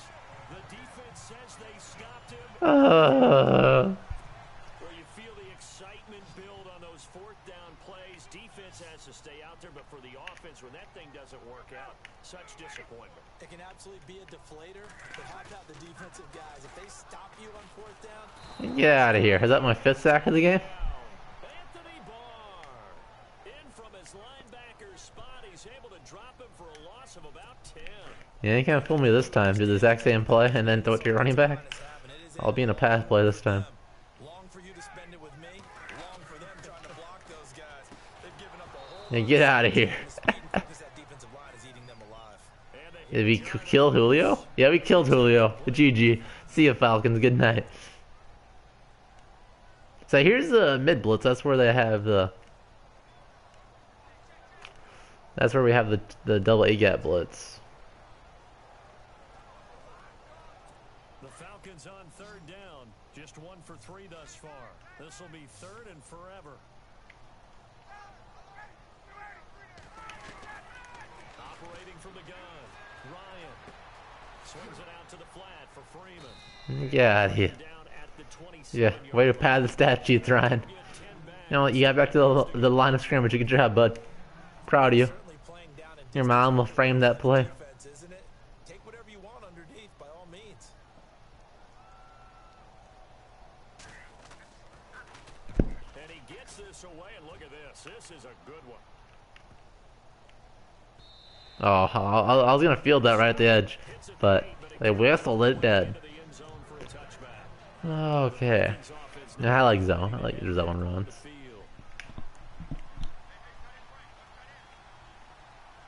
It's saying I don't have the matchup, but we do, because we can cut it inside. Nice yardage right off the bat here as he's up to about the 24-yard line. It's a 6-yard gain on the ground, and that'll make it 2nd and 4. An opportunity to get a drive started here at the end of the third quarter. What you're trying to do is break the game down a little bit. Don't let your guys see too deep into the game, into the future, and say, oh, we gotta get here. No, right. Get out of here, kid. Melt the clock down. True font. Try and keep going. And try to keep that lead. Exactly. 19 yards that time for number 19. Alright, fourth quarter, boy. Fourth quarter, I'm on the stream. It's been a fun one. Glad everybody can make it. EA Sports. It's the Vikings in possession of the football and the lead. They'll be looking to add to that total as we begin quarter number 4. Now a first down throw. Keenum. Oh. I really want to see if we could get Thielen deep, but that was a good coverage. Another big hitter there. This one good for 18. That one really could have been risky. Through the air, and I think a lot of people might expect them to run the ball in this situation, Brandon, but with this lead, they're electing to throw the football. Swings. Oh, I had a hole, but sometimes it glues you to the offensive lineman and you just start running in their back. It's really annoying. But what are we over? You gotta take what you can get.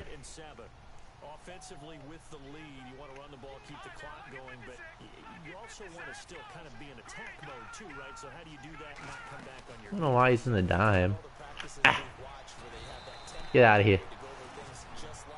Gave that man a concussion. He won't notice it till the next day, though. I forget what his wife's name is. Yet at the same time, not going so fast as to leave too much time on the clock.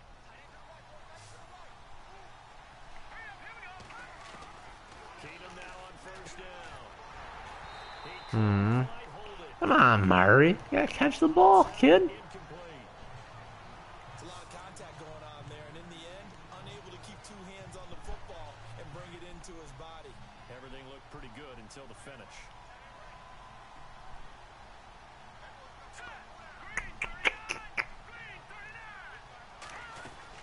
That was second down run for Murray. Yeah. Alright, what do we do here? Only a yard on the pickup there, so We're of course passing it. conversion here on third and a tough Screenplay might be a good call. situation with the lead. Not a bad play. Like him keeping the ball on the ground. I like doing screens when you're in the middle of the field. But you know the defense has to know it as well. They've got to And we have McKinnon back there, which would be really good. load in the box in a big way. 6, 7, 8, 9, whatever it's going to take. Okay. A bit more pressure on your big offensive line. It's always tough for the guys throwing the I feel like I'm only doing this because I feel like a field goal is not really useful here. and then someone sneaks a hand or two. It makes it a 2-touchdown game, but I don't really care. Here we go on fourth. Keenum. We'll just touch a touch. We'll just do a touchdown quick. How about that? Minnesota.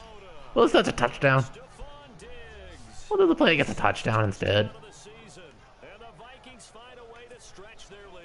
God, I hate passing on the goal line because they blitz like 7 at least. It's a very good chance. I'll have to tap R1 quick. See, there's nothing you can do when you get blitzed that fast. I looked R1, they had coverage on them, so I looked and oh yeah, I'm already sacked. That's cool. And they blitz so much that no, you can't run. I mean, you can get lucky and get the wrong side, or you slip through, or something like that. But man, is that annoying. Here comes the Atlanta offense now ready to take over here. And last drive, 3 and out. Still a goose egg on the scoreboard. How do they break that goose egg? They've got to find a way to get the ball in the hands of their playmakers. Nice pass, Ryan. And try to make a first down. Might want to go to the unemployment office. He ain't gonna have a job after this game. And that 3 and out on the last possession, that told you just how stalled Are there the offense. 3 tight ends again? Step up here. We'll see.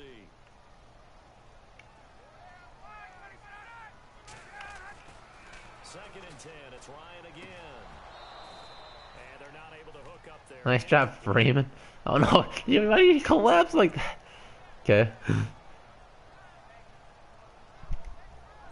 The Falcons on 3rd down. They've only converted once in 4 tries. This is 3rd and 10.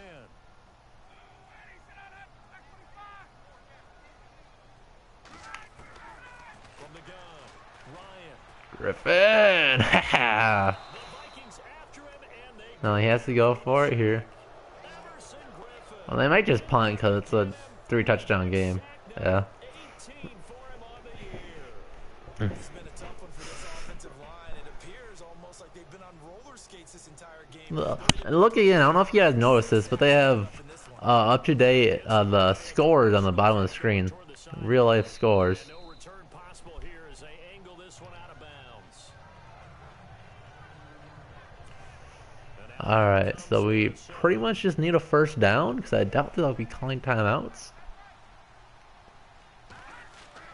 Here's Murray now. Look at Ham. Oh, I should have held off the sprint there. I'd Ham. Would have been about 8 yards there It'll be second down. if I just chill off the sprint button. They start thinking about burning these timeouts. They've got all 3 still defensively. To me, you have to start right now. Here's the time, and that means you've got to stop them on defense, not give up the yardage. Really close. 5 yards. Score yourself. But 3rd and inches, boys. Chew clock. You guys choose a play so I can get to burn those 9 seconds quick. We'll come back and see this one out after this. It's 4-down territory. The Vikings in possession. Inches? Are you kidding me? Get you reset. They've got a 3rd down. This is probably CJ Ham territory in real life. Salt this one. Look at that elf line block. He's got the first down yardage before being taken down at midfield. It's a gain of 11 yards that time, and it produces a new set of downs. The Zach F line pow. this game moves along. Burst seems just as good here in the 4th as it was way back in the 1st, doesn't it? I do believe someone put a lot of time in the offseason and continues to condition during the season in order to continue to carry the ball at this rate. Here's this game, boys. The pick up there, and it'll be second down. And one more play after this one to call it good. You know what? They blitzing everybody. Oh, I ran out of time. Out here. They're in no hurry to get a play. Zimmer's like, what the fuck? The one thing I don't like about Chew Clock is that you don't have time for audibles like that. And that'll be accepted, of course, and that moves him back 5. Let's see if they get in the same defensive formation. No, now they're in cover 2. Following the penalty, it's Murray. Alright, here's the game though, boys. So thanks everybody for watching. Midfield. 1 yard officially on the pickup, and it'll leave him with a 3rd and 11. Final tickets by the final seconds take off. The storyline in this one, Charles, no doubt the number 0, zilch, nada. A shutout Easy. so hard to do in the NFL. It really is. And what an accomplishment. Yeah, you got 3 games in. Not just on the defensive side, but as a full team. There's a lot of pride that goes into shutting out a Choose yes to continue playing your team's season and control what happens next. I don't understand why we do this when you just do it franchise mode.